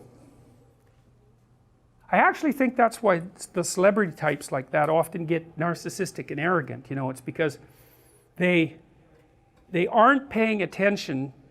They're not paying attention really to what's happening inside of them. They drown it out because the glory and the money and all that is so attractive and enticing. They don't notice, they refuse to notice what price they're paying for it, and they magnify up their grandiosity and their arrogance to keep that stuff all under control. And then of course they get surrounded by sycophants, which is a really bad thing, right? They get surrounded by people who will tell them exactly what they want to hear. And that's really bad if what you want to hear from other people is not good for you. To surround yourself with people who won't offer you genuine criticism or even genuine reward. It's the same thing. Like, you want from me that I differentially reward and punish you in approximately the way that the good part of the crowd will. That's what you want from all your friends, because then your interactions with them can generalize out to the broader community in a productive way. And so a good friend, you know, I mean, your friends tend to be on the supportive side, and perhaps that's appropriate, assuming there's reciprocity. But a good friend will also tell you when, one way or another, when your behavior is starting to tilt in a direction that's going to make you unpopular with them and likely unpopular with other people. And of course, that's what a parent is supposed to, that's the prime job of a parent in my estimation. It's like, don't do that. Other people will hurt you if you do that. By exclusion, by threat, by failure to offer you an opportunity, bad things will happen to you. So you can't do that. And then you're a representative of the social situation, which is exactly what you should be, not a friend. So, or at least not precisely a friend. That doesn't make you an enemy, it makes you better than a friend. Well, so Pinocchio's on stage making a fool of himself, and then he gets all tangled up in other puppets' strings. That's what happens to him, and then it all ends rather badly with everything being a tangled mess on stage, but it also turns out to be rather funny. It's funny because he's surrounded by angry Russians, you know, which, you know, you could kind of view that as a potential lesson, is that if you're a puppet on a stage and you mess around too much, you just might get tangled up with a bunch of angry Russians, and these are Cossacks. That's exactly what happens. So anyways, of course, no, that's not what's happening here, but it's still funny. So Stromboli is not happy with the tangled mess, but then the crowd reacts very positively, and then that confuses the conscience because he thinks, well, look, this is horrible. This guy's a tyrant. Like, Pinocchio's making a fool of himself. Everything turns into a tangled mess, but the crowd goes crazy. And, well, being a fool, that can be entertaining, right? So it's hard to tell when a crowd, especially at a spectacle, because this crowd is at a spectacle, you just don't know exactly why it is that they're responding positively, but you've definitely given them what you want. And you can see this look on Stromboli's face. It's like this false, again, this false kindness and generosity, public facing. And, oh well, anyways, the conscience is very confused. And I really think this is an important thing, because I've often thought, I spent a lot of time thinking about Hitler, and I was thinking, well, how do you get into a state like that, you know? And you think, well, he's a dictator and he led his people down a bad path. It's like, that's not right. That is not what happened. They had a conspiracy together and went down a bad path. Now, think about it this way. If one person thinks something about you, it's like, whatever, right? But if 5 people tell you that, well, what? Then to start not taking that seriously is kind of narcissistic, right? And if it isn't 5, let's say it's 15 people tell you the same thing or act the same way towards you. It's like, probably you should clue in. Well, what if you're a politician and you're trying out a bunch of different ideas, and you're good at interacting with the crowd, you're charismatic, you watch the crowd, but you're not necessarily all that articulate, you don't have your values all straightened out, but you're kind of angry too. And maybe that's because you spent a bunch of time in World War I in the trenches, which was like no joke, and all your friends got blown up. And then you were unemployed, and then you tried to be an artist, and that didn't work out even though you were moderately talented. And then maybe the economy fell apart completely on you, hyperinflation. And then maybe there was a communist menace coming in from the East, and there genuinely was. And so you're not the world's happiest clam at that point. And you're talking to people who aren't that happy either, because they were also badly defeated in World War I, and then they had a terrible treaty they had to sign, and they lost part of their territory. And so the crowd's not happy, and neither are you, and there's reason for it. And so you start talking to them. You don't know what you're upset about, and neither does the crowd. So you start to articulate some things about why you might be upset. And some of them fall flat, but you're paying attention to the crowd. So you stop saying those things. And some of the things make the crowd really wake up and listen. And so you start saying more of those things, right? It's an unconscious dialectic between you and the crowd. It's mediated by consciousness, but it's not like you're sitting there saying, although you might be, I'm going to tell this crowd more what it wants to hear. It's more sophisticated than that. And so you do that 1,000 times, and you do that to ever increasing crowds.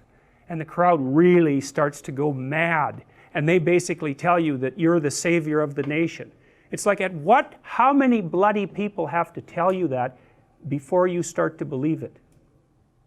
You know, I would say with a typical person, 100 will do it. That'll get you going, man. If 100 people tell you specifically why you're special, you're going to be thinking, even if you're kind of humble to begin with, you're going to be thinking, geez, there's got to be something to this, man. But if it's 1,000,000 people and they're roaring their approval, well, and then when it's a whole nation, it's like, good luck withstanding that.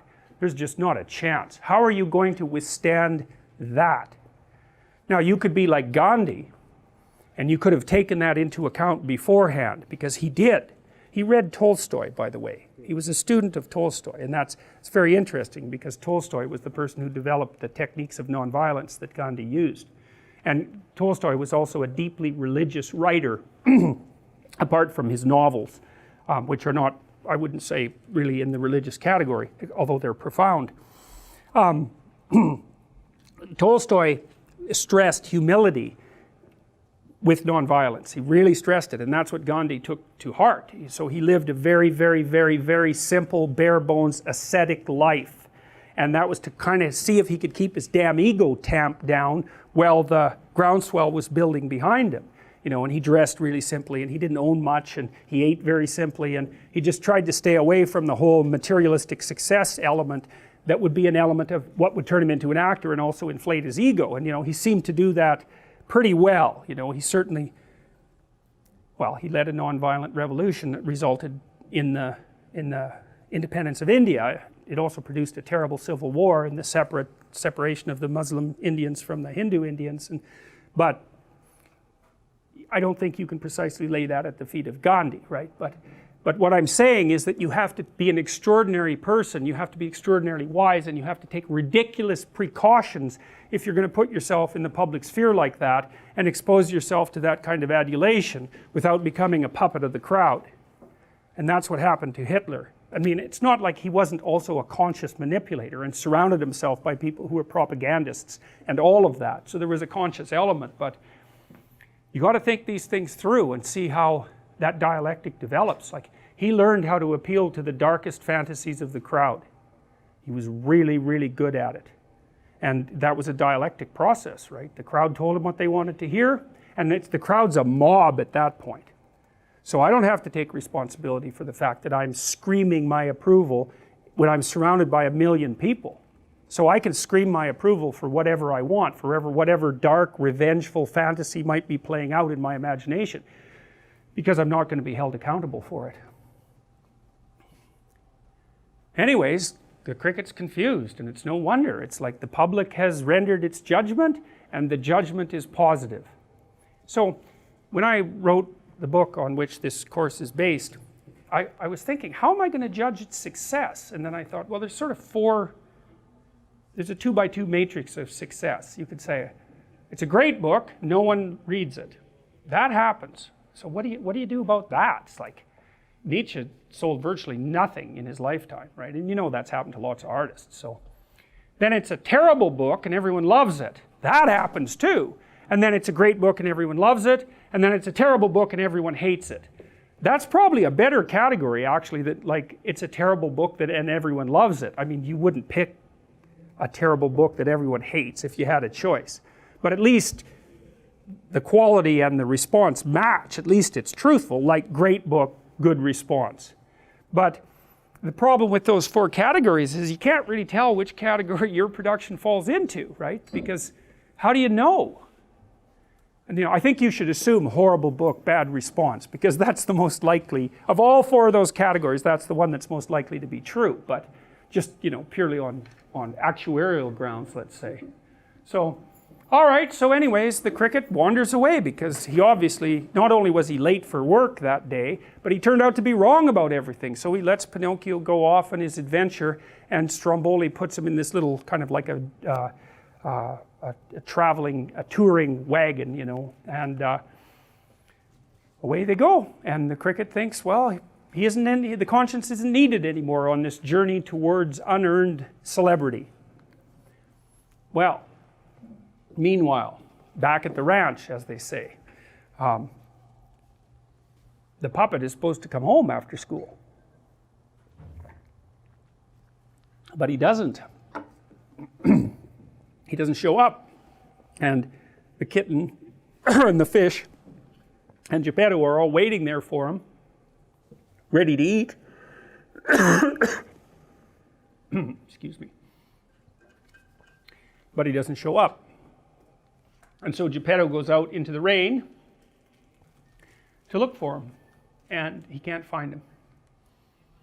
And then we see the inside of the traveling show cart, and Stromboli is having a snack and counting all the money that he's made from tonight's performance and hypothetically dividing it up with the puppet. So he's got this little stack of gold, and some of it's false. So somebody paid with looks like a little washer, like a mechanical washer, and it's bent. And so he curses about that for a while, even though it's interesting, because he's made all this money, it's been really successful, but this one little error is enough to enrage him, which is very ungrateful and tyrannical. It's like, look, you got 100 gold pieces, someone slipped you a fake one. It's like, you could have had 101. It's still a pretty good day, all things considered. You know, you got to make a bit of allowance for error, which is something a tyrant does not do. So, and that's perfect, because if you don't make allowance for error at all, then people are always guilty of something. And if you're a tyrant, that's exactly what you want. And people are always guilty of something. So the tyrant who's willing to exploit that is always on solid ground. So anyways, he doesn't share with Pinocchio, and he puts him in a birdcage, a jail. And then he also shows him this other puppet that has an axe through him that was the previous puppet who didn't precisely perform as he was supposed to. And so there's a big threat there. It's like, you stay in that jail, you do exactly what I want, or it's off to the woodpile for you to be burned. And so, well, that's just worth thinking about, because that's kind of what happens with tyrants. And so, and literally, not just metaphorically. So the cricket is basically wondering what in the world he should do, and then the cart rolls by and he gets an inkling, or hears, and I don't quite remember this, that Pinocchio is in there and might be in trouble, or he thinks that up. I'm sorry, I can't remember that, but he ends up inside the cart. He finds the traveling cart and he goes inside, and then he tries to pick the lock, because he's a bug, he can climb inside. He tries to pick the lock, he tries to get Pinocchio out of the jail that he's sort of collaborated himself into, you know. And it's interesting, because if you read, for example, if you read Solzhenitsyn's Gulag Archipelago, which I would highly recommend, one of the things you find is that if you were arrested by the KGB, by the secret police in the Soviet Union, and you were hauled off to like a tribunal, before a judge, they wanted you to admit that you were guilty. You had to. Like, they torture you until you confessed, or you could just confess. And that, I always found that so mysterious. It's like they kick down your door. They know perfectly well that they haven't got any more on you than they've got on anyone else, and yet you have to go through the damn trial, and you have to admit that they're right. It's like, why do they even bother with that? Why don't they just throw your sorry ass into the camp, which is essentially what's going to happen anyways? Why do they need your collaboration? You know, I've never quite figured that out. I think it's partly because they're not willing to let you stand in opposition to the rules, because the mere fact that you'll do that means that you exist as something that is allowed to exist outside the rules, and they're not having any of that. So that's part of it. But there's more to it. There's more to it than that. It's like the drama of collaboration. So one of the things I learned about societies like the Soviet Union, and this is true of all tyrannical societies, is that the idea that that's top down and that people are just following orders, they're good people but they're just following orders, it's like, you can forget about that. That's a stupid theory. When a society becomes tyrannical like that, the tyranny exists at every single level of the society. You tyrannize your own conscience. So let's say you're a true believer. You're a true believer in Marxist utopia, let's say, or National Socialist Third Reich that's going to last 1,000 years and be racially pure. You really believe that. And that's supposed to be a perfect state. And that's already been delivered to you. And so what that means is that insofar as you're a true believer, your own suffering becomes heretical. Because to the degree that you're suffering, you're living proof of the fact that the system is not delivering what it promised to deliver. And so you have to suppress that. You have to become your own tyrant. You can't admit that anything's gone wrong. And of course you can't talk about it to your family, because 1 out of 3 of them are government informers, just like 1 out of 3 of everyone. And you're certainly not going to mention it in the workplace, because unless you're a devout Communist Party member, you're not going anywhere. And if any of your ancestors were like landowners or bourgeoisie, it's like, you're done, you're done. Class guilt, man, you're not going anywhere. And then every single level of the bureaucracy is exactly the same as that, and on the top there's a tyrant. But the tyrant is everywhere, everywhere, from the peak to the soul. It's all tyranny. And everyone participates in that by lying about everything. And that's why you see what happens next in the movie. So Pinocchio's in jail, and he's there because he was naive and he allowed himself to be enticed, and because he did something that would have run contrary to his conscience. But the movie doesn't put up straw men, you know. The poor damn puppet got tangled into this. His conscience wasn't even around. So you have to have some sympathy for him, but it doesn't matter. It doesn't matter, because he ends up in jail and he can't get out, and the fact that it in some ways wasn't his fault doesn't change the fact that he's in jail and he can't get out.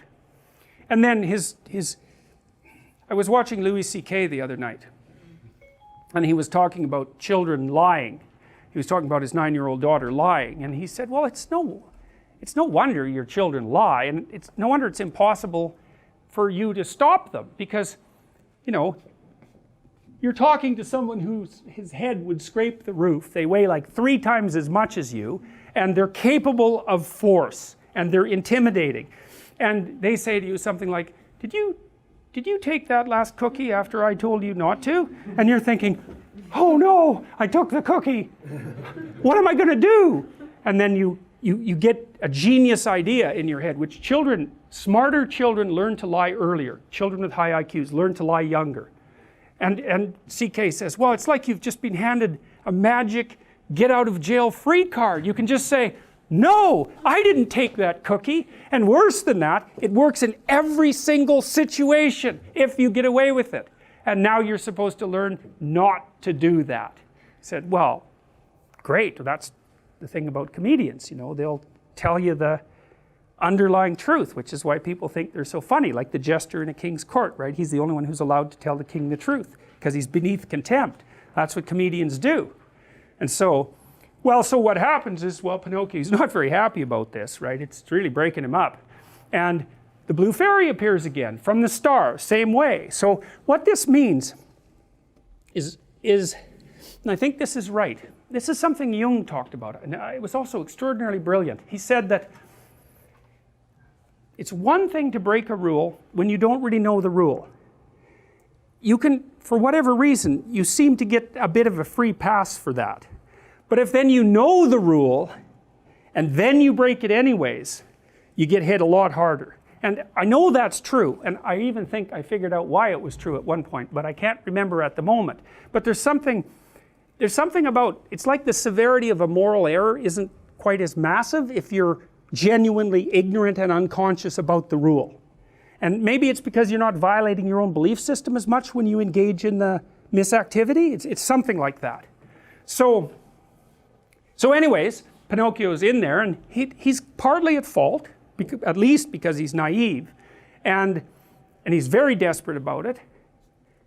But it's also because his conscience isn't functioning very well. So he has his reasons, and so whatever, the blue fairy shows up again. Mother Nature steps in to aid him. And so, and that is true, I would say, because it's not like you get walloped or killed every time you make a mistake, right? It's kind of interesting.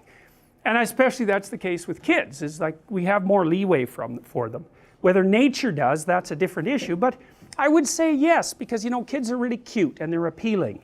And so, and they're naive and they're kind of helpless. They have those motions even that indicate helplessness, and that's associated with the natural apprehension of cuteness, right? So cuteness is big eyes, small nose, symmetrical features, baby-like features, helpless movements, that elicits sympathy and compassion, and it does it cross species, and so does the cry. And my roommate when I was in college had a niece who was quite young, about a year and a half old, I think, and we had a cat, wild cat, and it was a really fighty cat, partly because of me, because I would always play with it, and I let it fight with me quite a lot.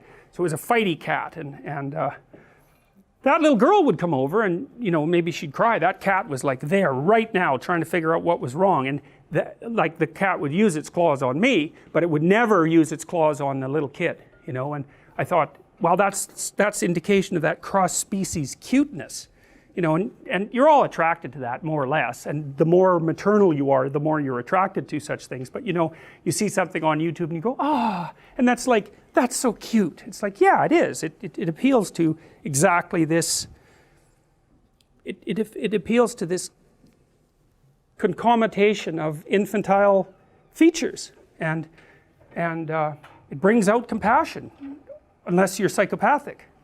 So it's a good thing, but you know, it can be manipulated, that's for sure. Women actually manipulate it with makeup, which is quite sneaky and good of them. So anyways, so the blue fairy shows up, so that's nature. So what I'm saying is that nature will cut kids a break. If you think of nature in the guise of, well, their mother, for example, but even the biology of other people, because we're wired to accept behavior from children that we wouldn't accept from other people.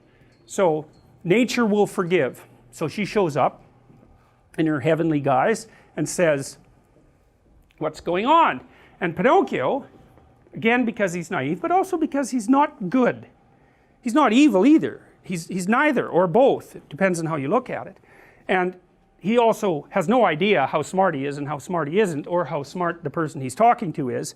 And instead of admitting what he's done, he lies about it. And that's interesting, because it does suggest that he understands at some level that he set himself up for this. Because, you know, he could have just told the truth. This horrible fox kidnapped me and sold me to this slaveholder, which is true. It's a lot more true than the story he tells. He tells a story about some monster, you know, a fictional monster. He could have told even 3/4 of the truth and had it work, but he doesn't. He just obscures the story entirely. And this is the part of the movie that people remember. And I'd edited this out for years when I was talking about this movie. I forgot why it was so significant. His nose grows, right?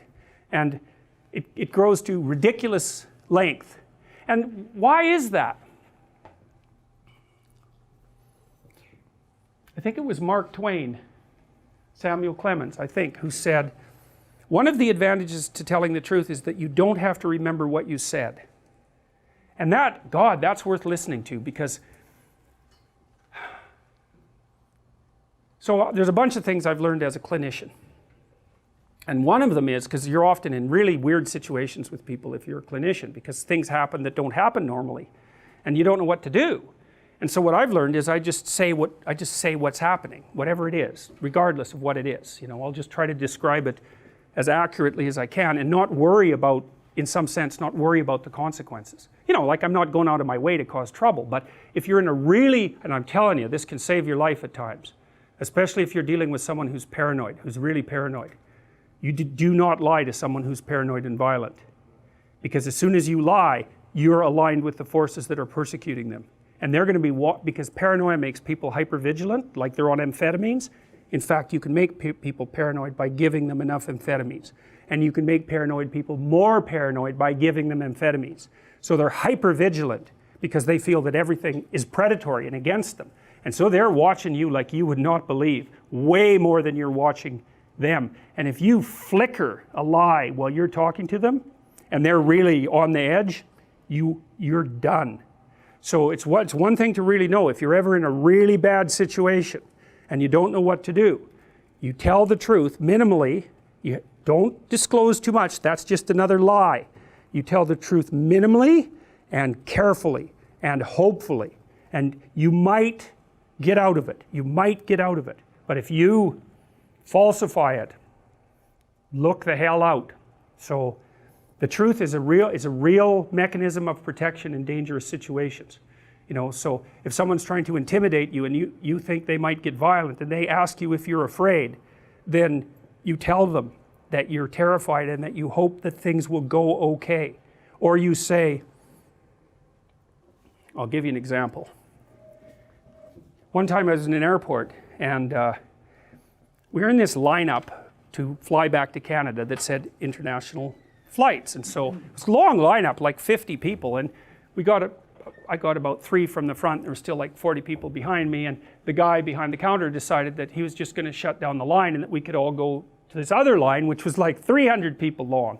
And I suggested that he not do that because we'd been standing there for half an hour, and that he could just deal with the 20 of us that were left and like have a clue. And so he called the sheriff right away. And this was down in Florida, and it wasn't that long after 9/11. And so these guys came up and they were armed, and they came and said, looked at me, because of course he'd told them that I was causing trouble, which I wasn't. I was just trying to not let, what would you say, an arrogant bureaucratic scum rat take advantage of me. So, which is not the same as causing trouble. So anyways, as soon as the cops came up, I said, look, I'm going to do exactly what you tell me to do right now, and I'm not going to cause any trouble.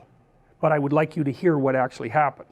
And so that's a good example of a situation like that. It's like, if someone's got you, no bravado. It's a very bad idea. And I was going to do exactly what they told me, because, you know, they didn't know who I was, and I didn't know what they had been told. So anyhow, the problem with lying is that it's a hydra. And kids find this out very early, because you tell one lie, and what happens is it has one of the consequences that you expect. Maybe you get away with it, but it has 3 or 4 others that you don't expect. And so it's like it grows some complexity. And then you have to tack a lie on each of those little complexity outcrops, and then they grow 3 more complexities, and soon this little lie turns into a great big ball of lies, and at some point it becomes painfully evident to everyone. And by that time, you're in such, you see this with politicians, like that guy who was sexting. Anthony Weiner, yeah, perfect name for him, man. It's so funny. I shouldn't make that comment because it's so obvious, but it's still funny. But, you know, that's exactly what happened to him. It's like, it wasn't even so much the event, because, you know, people are stupid, they make mistakes, and actually the public is somewhat forgiving if you say, yeah, geez, I'm a real moron, and, you know, like, really, seriously, how could I do that? But I did, and like, I'll try not to do it again. But what happens with politicians is, and I'm not speaking specifically of politicians, is they'll make an error and it gets exposed, and then they make 3 others trying to cover it up. It happened with Nixon, for example, and then the whole thing just turns into a complete scandal. And maybe they could have got out of it at the beginning by just telling the truth. It's like, yes, I'm an idiot, you know, I'll try not to do it again. Well, that isn't what happens in this case, and Pinocchio grows this elaborate series of lies, and the fairy is willing to be a little generous to him because he's little and cute and he's still a puppet, and she tells him not to do that, and that she's going to give him a pass this time, but that she isn't going to be able to intervene on his behalf again. And that's partly one of the things that's quite interesting about people who have Rousseauian ideas about children. So children are all good and they get corrupted by society, which is half true, because they're also not good and they get shaped and disciplined by society. But the Rousseauian types often are very interesting when their kids hit teenage years, or when they're judging, like, say, criminal teenagers. It's like the child is perfect until they hit like 11, then they turn into a teenager, and then they're like thugs. So they go from good to thug in one move, you know, and you often see that in families too, that have treated especially their daughters like a princess, you know, and then they hit puberty, and the parents who have princessed them to death have no idea what to do with them, and so then they become demonized, and so the overly good child turns into the overly wicked teenager, and sometimes they'll act that out too. One of the things I've seen with girls who are held in princess esteem when they're little and their parents have too tight a grip on them and too much of a demand for good behaviors, they'll find some nasty character to associate with who will tear them out of the family. You know, bikers are really good for that sort of thing. So, and especially if you have some vengeful thoughts towards your parents, nice biker is your perfect solution to that problem.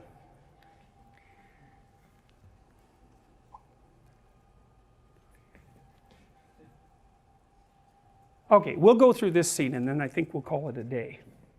Okay, so now Pinocchio's gone free, he's been united with his conscience, he's learned a couple of lessons. Don't be an actor, and don't lie. And those things are quite similar, right? And especially once you're caught in your actor trap, don't lie to get out, because that will just make it worse. So that's the first of his trials, his moral trials on the road to becoming real. All right, now here we're in a different place. We're at this, I think it's called the Red Lobster Inn, and it's a shadowy place, right? And it's kind of cave-like, so it's like it's an underground entrance to somewhere that's not good. And it's a foggy night, and you can't really see, so everything's murky and gloomy there. And so inside we see the coachman and the fox and the cat. And the coachman's a bad guy. He's that mask that we saw first of all. He's the archetype of that mask that was judgmental about Pinocchio having a voice. And it's like one of the things Jung said about the shadow, and this is, I would say, one of the primary impediments to enlightenment, is that if you start looking at your motives for misbehaving, and I mean by that something very specific. I don't mean that you're misbehaving by someone else's standards. I don't mean that.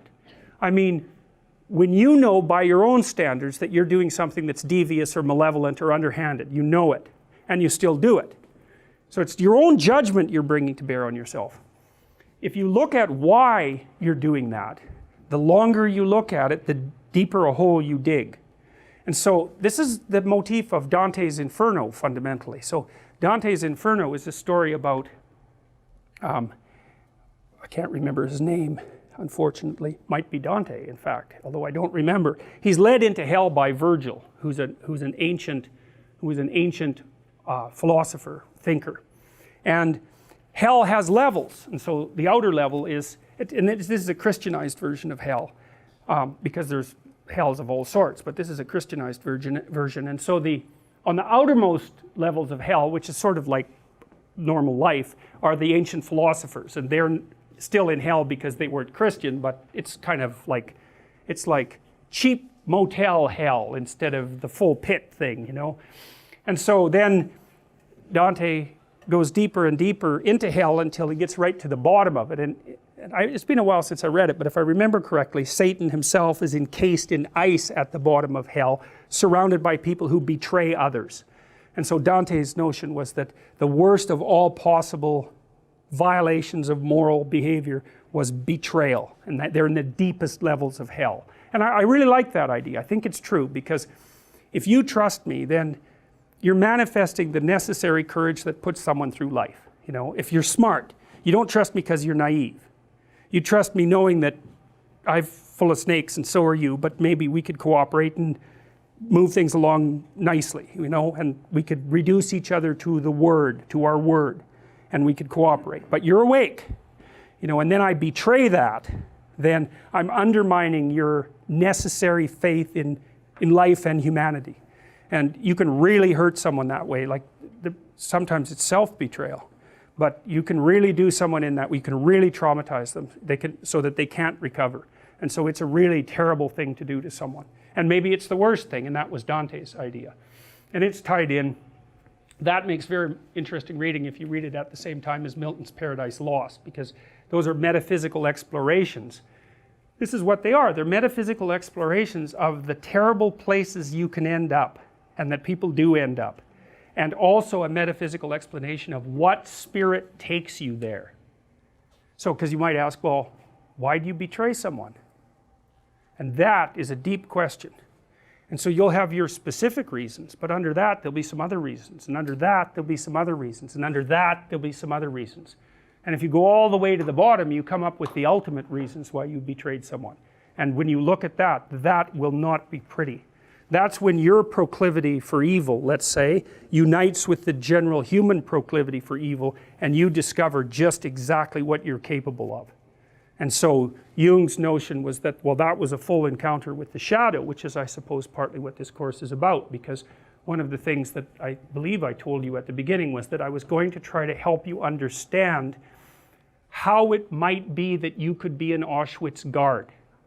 And to really understand that, that's a horrifying thing to understand. But I'll tell you, if you want to grow some teeth, that's a really good thing to understand. So we were talking about your capacity to negotiate before. Like if you aren't a monster, you cannot negotiate. But if you've got that under control, then you don't have to be a monster. It's really paradoxical. So if you're just naive, well, you end up in jail and a marionette master has control over you. That's not helpful. So that's not good. That just means you're useless and you can be manipulated. You won't go out of your way to be malevolent, but it's mostly because you just don't have the skills, the organizational skills, or even the depth to do that. You know, you're good because you're harmless. That's not good. That's easily manipulated. And so you think, well, how do you get out of that? Well, partly you watch people because you know what they're like, because you know what you're like, but you also know what you could do and would do if you were pushed. And so you don't have to show much of that when you're negotiating with someone for them to take you really seriously. So it's a strange thing, you know, but one of the things Jung pointed out too was that what you most need to know will be found where you least want to look, and that's because you haven't already looked there. And so it's a little different for everyone, right? Because your particular place you don't want to look isn't going to be the same as your place. But you're going to have a place you don't want to look. And what you haven't discovered, that's where it is. And so that's all partly going to be discovered by you looking at what you're capable of, what you're truly capable of. And, you know, people, especially on the compassionate end, think, well, no, I could never be like brutal like that. And that could be true, but you can kill people with compassion, no problem. That's the Freudian Oedipal situation. So think about working in a nursing home. So there's actually a rule of thumb, which I also use to guide my interactions with children and also with my clients, and I would say with people in general. Do not do anything for anyone that they can do themselves. All you do is steal, you just steal it from them. So imagine you're working with really elderly people, you know, they have Alzheimer's. It's like really easy to do things for them because, well, it isn't, because it's really a hard job. But it might be easier to do something for them than to let them struggle through it. But you just speed their demise, right, by taking away the last vestiges of their independence. And you do the same thing with kids. It's like, struggle through it, man. Did you ever see My Left Foot? That's a great movie. It's about this author whose name escapes me at the moment. Brilliant, it's a brilliant movie, and the person who played the part is Daniel Day-Lewis. I think he won an Academy Award for it, but it's about this author in Ireland who was, I think he had cerebral palsy, and all he could really do was use his left foot. That was it. The rest of him was pretty spastic and not controllable. But he was there, he was very intelligent, and he was with it, and his dad would not help him. He had to drag himself up the damn stairs with his left foot. He just would not help him. And what happened was, he learned how to live. You know, he could function. And the movie does, the book, which is called My Left Foot, and the movie does a lovely job of laying that out, but you have to be one hard-hearted son of a bitch to let your son crawl up the stairs with his left foot over and over. You think about that. But what's the alternative? You know, if he would have been, and of course he lays this out in the book, if he would have been catered to, he would have ended up just like you'd expect someone who was always catered to. So it's a very nice lesson in the triumph of fostering independence over too casual compassion. That's what I would say. Well, so you look at the coachman here, kind of looks like a demented Santa Claus, you know. He doesn't have a beard, but it's a nice touch on the animator's part. He's even got the pipe and the red suit. And so he's listening to the fox and the cat brag about how much money they made selling Pinocchio to the puppet master and how evil and terrible they are, and they're bragging away, and he's the real thing, hey? He's the real thing. And he can see through their little petty, narcissistic, grandiose tales of quasi-criminality and has nothing but contempt for it. And you can see that in his facial expressions, like he's sitting back a bit thinking, keep talking, bucko, pretty soon I'm going to have you right where I want you. And so the fox and the cat are drinking beer and smoking cigarettes and talking about how evil they are, and bragging about how they got one over on like a 4-year-old, real impressive guys, real impressive. And the coachman is thinking up his own nefarious schemes right now for what he might do with that puppet if he got his hands on him. And so that's when he reveals himself, right? So what you see, filmmakers just do it for a second, and that's an archetypal trip. It's like, you've got the fox and the cat, they're sort of petty examples of criminality and evil. And then you've got the coachman, and he's the real thing, but he's not really shown anybody who he is. And then at one scene in the bar, he lets his guard down and he lets them see what he's really like. And so you see this all teeth and predatory eyes and glee all at the same time, right? That's a bad combination. I'm going to eat you, and it's going to make me very happy. That's insanity. You do not want to see that look on someone's face. And so that's the look. And the fox is traumatized by that. He thinks he's a bad guy. And he's not. He just can't be a good guy. He hasn't got the talent to be a bad guy. So, and then he's talking to the coachman and bragging, and the coachman's had enough of it and shows his real face, and it's like, that's not good. The fox gets a real glimpse into hell, and that just terrifies him. Like and then the coachman, the other thing the coachman does is reveal his plans. And his plans are to kidnap Pinocchio along with a bunch of other boys and to take them to this place called Pleasure Island.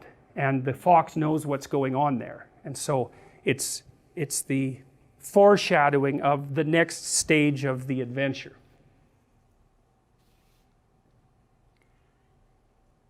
And so after the fox and the cat are terrified, the coachman, who takes you along with him, has a little chat with them, and they describe exactly what they're going to do next. And the fox and the cat know perfectly well that they're over their head, but at this point in their misadventures, there's no pulling back. And I think we'll stop there, even though it's a little early, because that was a lot of material, and this is a really good place to stop. And so I'd be happy to take some questions if you guys have some questions. We could take questions for like 10 minutes, and then we'll call it a day. So And you can ask me a question about anything you want. This goes back a bit to the beginning of the lecture, but how does morality go from who's stronger and who's weaker to what's good and what isn't? Well, I think it depends to some degree on what you mean by stronger. So physical strength is one element, and like if you look at mythological heroes, imagine that the stories of heroes are fragmented elements of the archetype. And so one kind of archetypal hero obviously is someone who's physically strong. You know, you see that there's a great movie that you could watch about this. It's called Hitman Hart. It's one of the best documentaries I've ever seen, and it's about this guy named Bret Hart. And Bret Hart was for a while the most famous Canadian on the planet, and he was a worldwide wrestling foundation, I think. What do they call that? WWF? Yeah. He was their like lead good guy.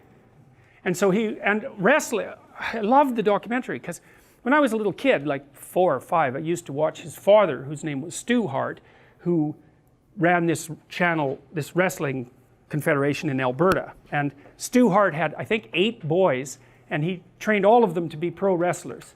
And part of the movie is extraordinarily funny because Stu Hart is in it, and he's really old. He's like 85, and he's just barely, can you imagine? He was like a pro wrestler for 40 years. Like every joint is broken. And he's still big, but he's just barely moving. And this kid and another kid come over, and Stu is telling the story about how he used to take his boys into the basement and toughen them up. And I think Bret called that the journey to pain or something like that. His father would take all these kids down there and wrestle with them and push them right to the edge of their pain tolerance constantly. And anyways, they grew up tough. There's no doubt about that. And all his daughters married pro wrestlers too, and I think he had 7 daughters. So he's quite the character. Anyways, these 2 kids, they're late adolescence, early adulthood, come over, and one of them's pretty damn cocky. And he's listening to Stu, and he says something smart like, well, you know, you were pretty tough in the old days, hey?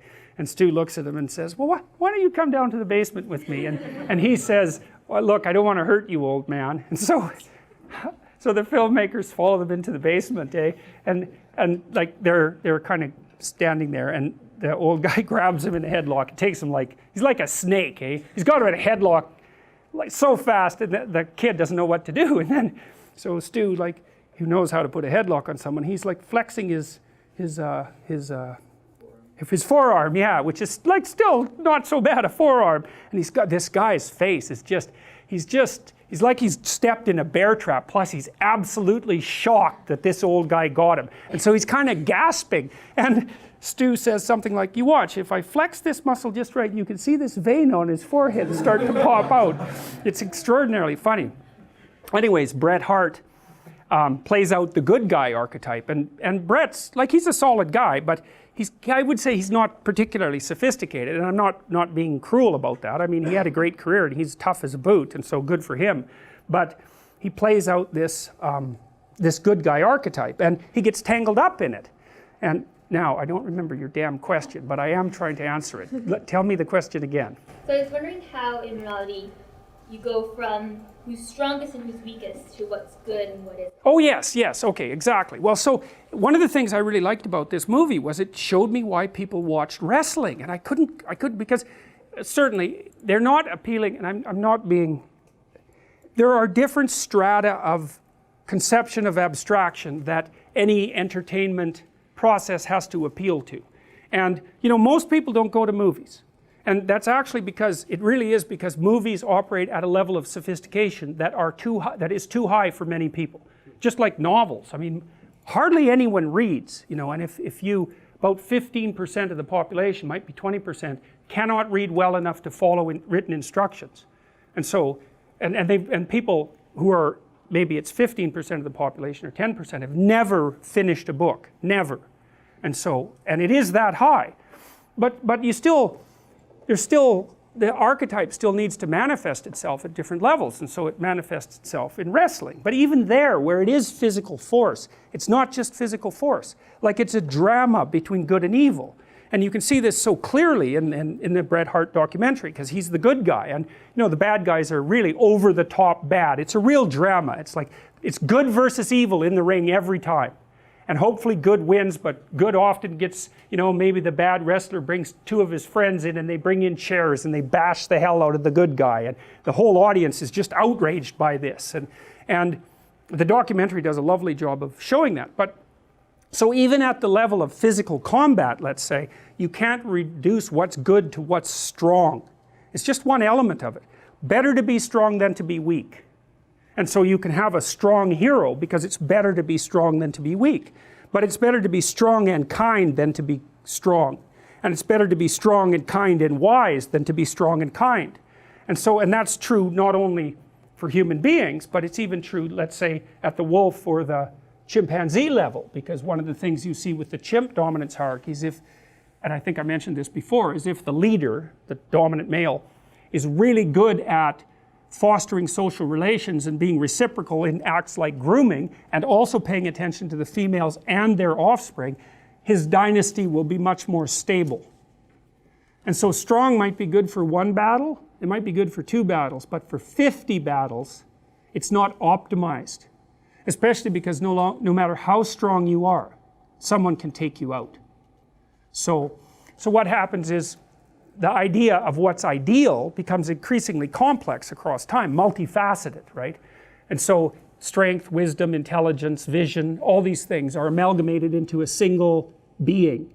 And we'll talk a lot about that because I want to show you how that happened in Mesopotamia, because that's one of the first places where we have documentation about how that ideal emerged. They have a god called Marduk, and Marduk had 50 names.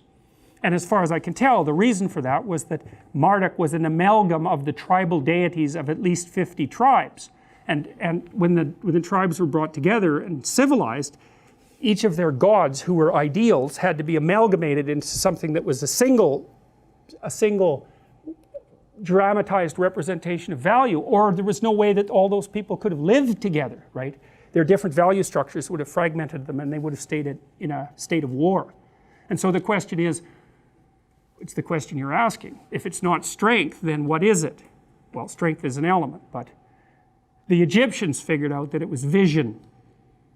It was actually the capacity to pay attention. That was paramount. And the Mesopotamians had that figured out more or less too, because their god Marduk had eyes all the way around his head. He could see everywhere. So seeing was a critical element of what should be on top. And the other thing for the Mesopotamians was the ability to speak. So by the time of Mesopotamia, people had already dramatized the idea that cardinal human attributes are vision and the ability to speak. So, and that be the ability to speak the truth too, not just speak. So, other questions? So, I mean, I wasn't really aware of what you just sort of said, that most people don't watch movies, because I've probably watched so many movies, I just think it's commonplace. So is that why we sort of consider, because we were talking celebrity earlier, that different levels of abstraction of celebrity are respected more, like reality TV probably lower than, a Sure. Cumberbatch, than a theater actor, than like a novelist, and like... Yes, that's exactly why, because you see, the less sophisticated the genre, the more the genre is like real life. And the more sophisticated it is, the more it has abstracted out across instances of real life the fundamental lessons. And that's what makes something profound and deep. It's abstracted from multiple sources and it applies across multiple dimensions. Because that's what you want. It's like, and here's why, fundamentally. It's like, you have a problem, but that's not the problem. The problem is that there are problems. So the problem is a meta problem. There are problems. You need a solution to that. That's not a solution to a problem. That's a meta solution to the class of problems. Right, and that's what people have been trying to figure out ever since we were able to actually figure things out. It's not how do you solve a problem. It's how do you act so that you solve the problem of problems. And that's basically at least the complexity of life and the fact that you're mortal and vulnerable. So then a follow-up question. From your book, you have this sort of strata from play all the way up to religion, and then beyond that, sort of looking back retroactively with philosophy and rationality. Yes.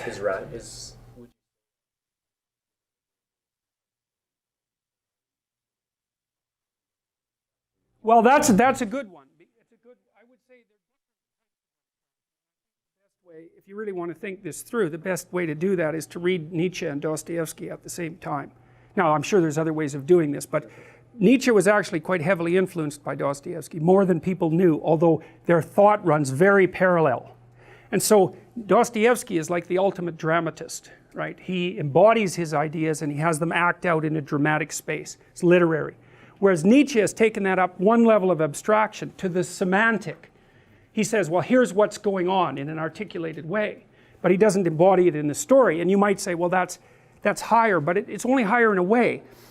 It's more abstract in that it's more like words, whereas what Dostoevsky does is half words and half images, right? Because when you read a novel, what happens is that people say, and the postmodernists say, well, where the hell's the meaning in that novel? It's like, it's not in the word, it's not in the phrase, it's not in the sentence, it's not in the paragraph, you know, where do you localize the meaning? It's a great question. Their answer sucks, but the question's great.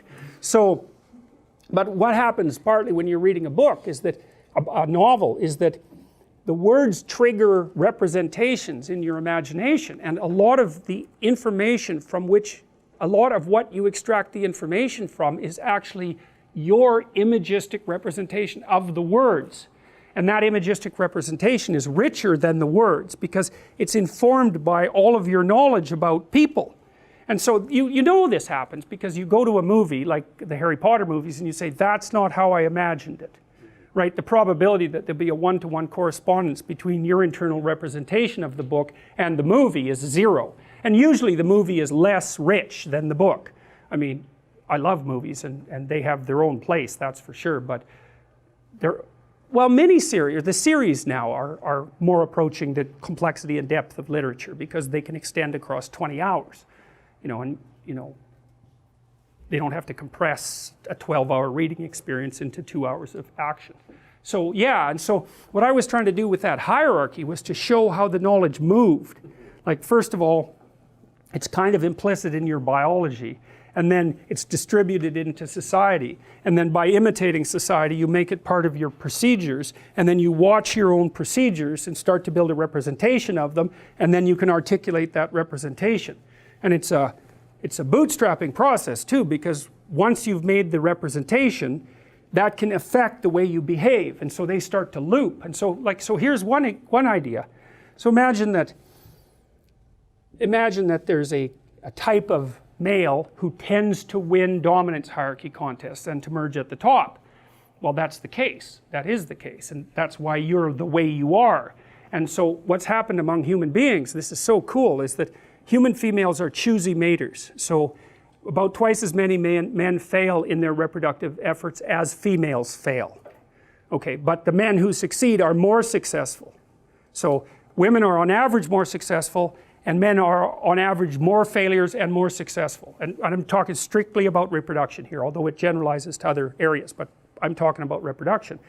So how does it work exactly? Well, the women have a real problem with mate selection. It's like, who the hell are you going to have as a mate? And it's too complex to work out, so women in their genius don't. They let the men compete and then they peel from the top, acting out the assumption that the man who wins is the best man. And it's a good assumption, because if you have a bunch of men competing, especially if they're competing across competitions and someone pops up at the top, you can think, well, they may not be worth much, but they're better than anyone else at whatever it is that they're doing.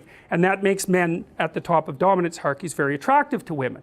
And then the women accelerate that, so you can imagine they're more likely to reproduce. And so what happens is that the proclivity to emerge at the top of the set of dominance hierarchies becomes inbuilt into the biology across time. And the women exaggerate that by differentially allowing the men to reproduce. And that's also why they're Mother Nature. They really are Mother Nature. It's not just a metaphor. And so then the representation and the biology start to tangle together. And that's like, well, that's the difference between a meme and an archetype. Right? A meme is this idea that propagates itself, but an archetype is an idea that has propagated itself across such a massive span of time that it's actually shaped the course of evolution itself. And men, I can tell you already how this... It isn't necessarily that You even have to compete with other men in order to see who wins. As soon as you admire someone, and that'll happen unconsciously, you won't be able to stop yourself. You've already elevated them in the dominance hierarchy contest. The act of admiration is your recognition that you've met someone who's better at whatever it is that happens to be driving your admiration than you are. And so, and that's partly the manifestation of just the idea as the what would you say, as the representation of the ideal. And kids do that all the time. They hero worship other kids. Usually, like a 4-year-old will latch onto some 6-year-old who will just follow, or she'll follow everywhere and do exactly what they do. And it's like, well, why? Well, because that person represents to that child their next ideal, their conceptualization of the place forward. So okay. Any other questions, or should we maybe call it a day? Okay. When you said that the guy who was smiling in the thing was predatory glee, and that, Yeah. Which is insanity. How do you define insanity in this context? Well, let's call it what you don't want to encounter alone in an alley at midnight, and leave it at that. I mean, But that is what I mean in this context. That's exactly what I mean. And then not only is the person there waiting for you, but they're looking forward to whatever might happen. yeah, for sure. I just mean like in a psychological context, using that word "saying" as like its own connotations. So I was making sure I wasn't interpreting it in the wrong way. No, well, the movie provides the frame for the interpretation in this particular situation. And so he's the thing that hauls naive young boys off to their doom. Okay, so that's bounded. So, yes? I have a question. I would like you, if you can elaborate a bit on, you talked about this mental process where people do the thing that's hard but less hard but still hard to avoid facing the shadow. Yeah, that's actually a really productive way of procrastinating, although it comes with its own problems of rationalization. So that reinforces certain circuits. Yes. And then you talk about it in a way that says that those can't go away, so you need to bring up the other inhibitory circuits. And I'm just wondering if you can elaborate. Well, I can, sure. What is in the realm of possibility around our understanding of. Well, I've derived that partly from my study of addiction and also from my study of recovery from post-traumatic stress disorder. But let's talk about addiction. So there's a series of actions that occur before you take your cocaine. Some of those are local. They're the things that happen immediately before, and some of those are distal. They're farther back in the chain of events. And when you have a hit of cocaine, it produces a dopaminergic burst, and that feels really good, but it also makes the circuits that were immediately active before that grow. That's what reinforcement is. And then the growth is proportionate, not linearly, but it's proportionate to how long before that event occurred. The closer it is, the stronger they're going to get. But even the ones that are somewhat distal get some reinforcement. Because you might say, well, what did you do before you found your latest fix? And the answer is, well, how long before? Well, the closer, the more rewarded. And so what happens then is that, so if you take that person out of the normal environment, you put them into a treatment center, they're off their physical addiction, which is a weird thing in the case of cocaine, but like not that long. A week will do it, 2 weeks for sure. Even heroin and alcohol for sure, if you can get them through the seizure part without dying. And so they're done. They aren't physiologically dependent anymore. But you let that person go, and the first thing that happens is his old friend, who he's always out doing drugs with, shows up, and bang, he's craving like mad. And that's because that thing in there is not dead at all. And it's activated by the cue. And it's a circuit. It's not. It's a personality. It only wants one thing. It wants cocaine. It's going to suppress any non-related thoughts, and it'll use lies. That's no problem, especially if lies have been reinforced, which they certainly have. Where are you off to, son? You know, you'll have a lie for that, and then 10 minutes later you have your drug, and so that little lie has just grown. Or maybe you think you've tried to quit, and you think, to hell with it, and every time 10 minutes before you take your drug, you think, to hell with it, and you do that 1,000 times. Well, believe me, the to hell with it circuit, that sucker is strong. And so it's alive, and it's not like it just disappears. It can't. It's you. It's grown in there. Now, you can build another circuit to shut it down, and you can help it decompose across time by not giving it what it wants. But you're going to have to not give it what it wants in all of the multiple contexts that you've already associated with the drug. Some of you have probably smoked and then tried to quit smoking, and what you'll see is you get a craving when you have a cup of coffee, or when you're finished dinner, or when you're done having a phone call, or when you first get up in the morning, or whenever you've regularly had the drug, whatever you had the drug in relationship to. Even complex things like ending a conversation will produce a cued craving. And so then that can extinguish over time if you punish it by either punishing it or not letting it get what it wants. But a lot you have to build another circuit to just shut it down. And then that circuit's kind of fragile, and stress can often disrupt it. So that can be mediated by some of these books that people read about quitting smoking, or things like ibogaine. oh sure, well part of that, well ibogaine's a whole different thing because it seems to have a direct physiological effect. But you know, the addiction has a cognitive component. It's full of thoughts and desires and wants, and you know, you may have to rebuild your whole personality in order to get that thing cornered. Religious conversion, for example, is a really effective treatment for alcoholism. That's partly why Alcoholics Anonymous works for the people for whom it does work. But religious conversion, which is total personality conversion, is actually one of the few things that we know of that's an effective treatment for alcoholism. We don't know how to induce it, but although that's not exactly true either, because the early work with LSD was quite promising as a treatment for alcohol addiction. And there's recent work with psilocybin showing that if people have a mystical experience when you give them psilocybin, their success rate in quitting smoking is about 80%, which is way higher than any pharmacological intervention for smoking has ever been. So, all right, we should probably call it a day. So we'll see you in a week.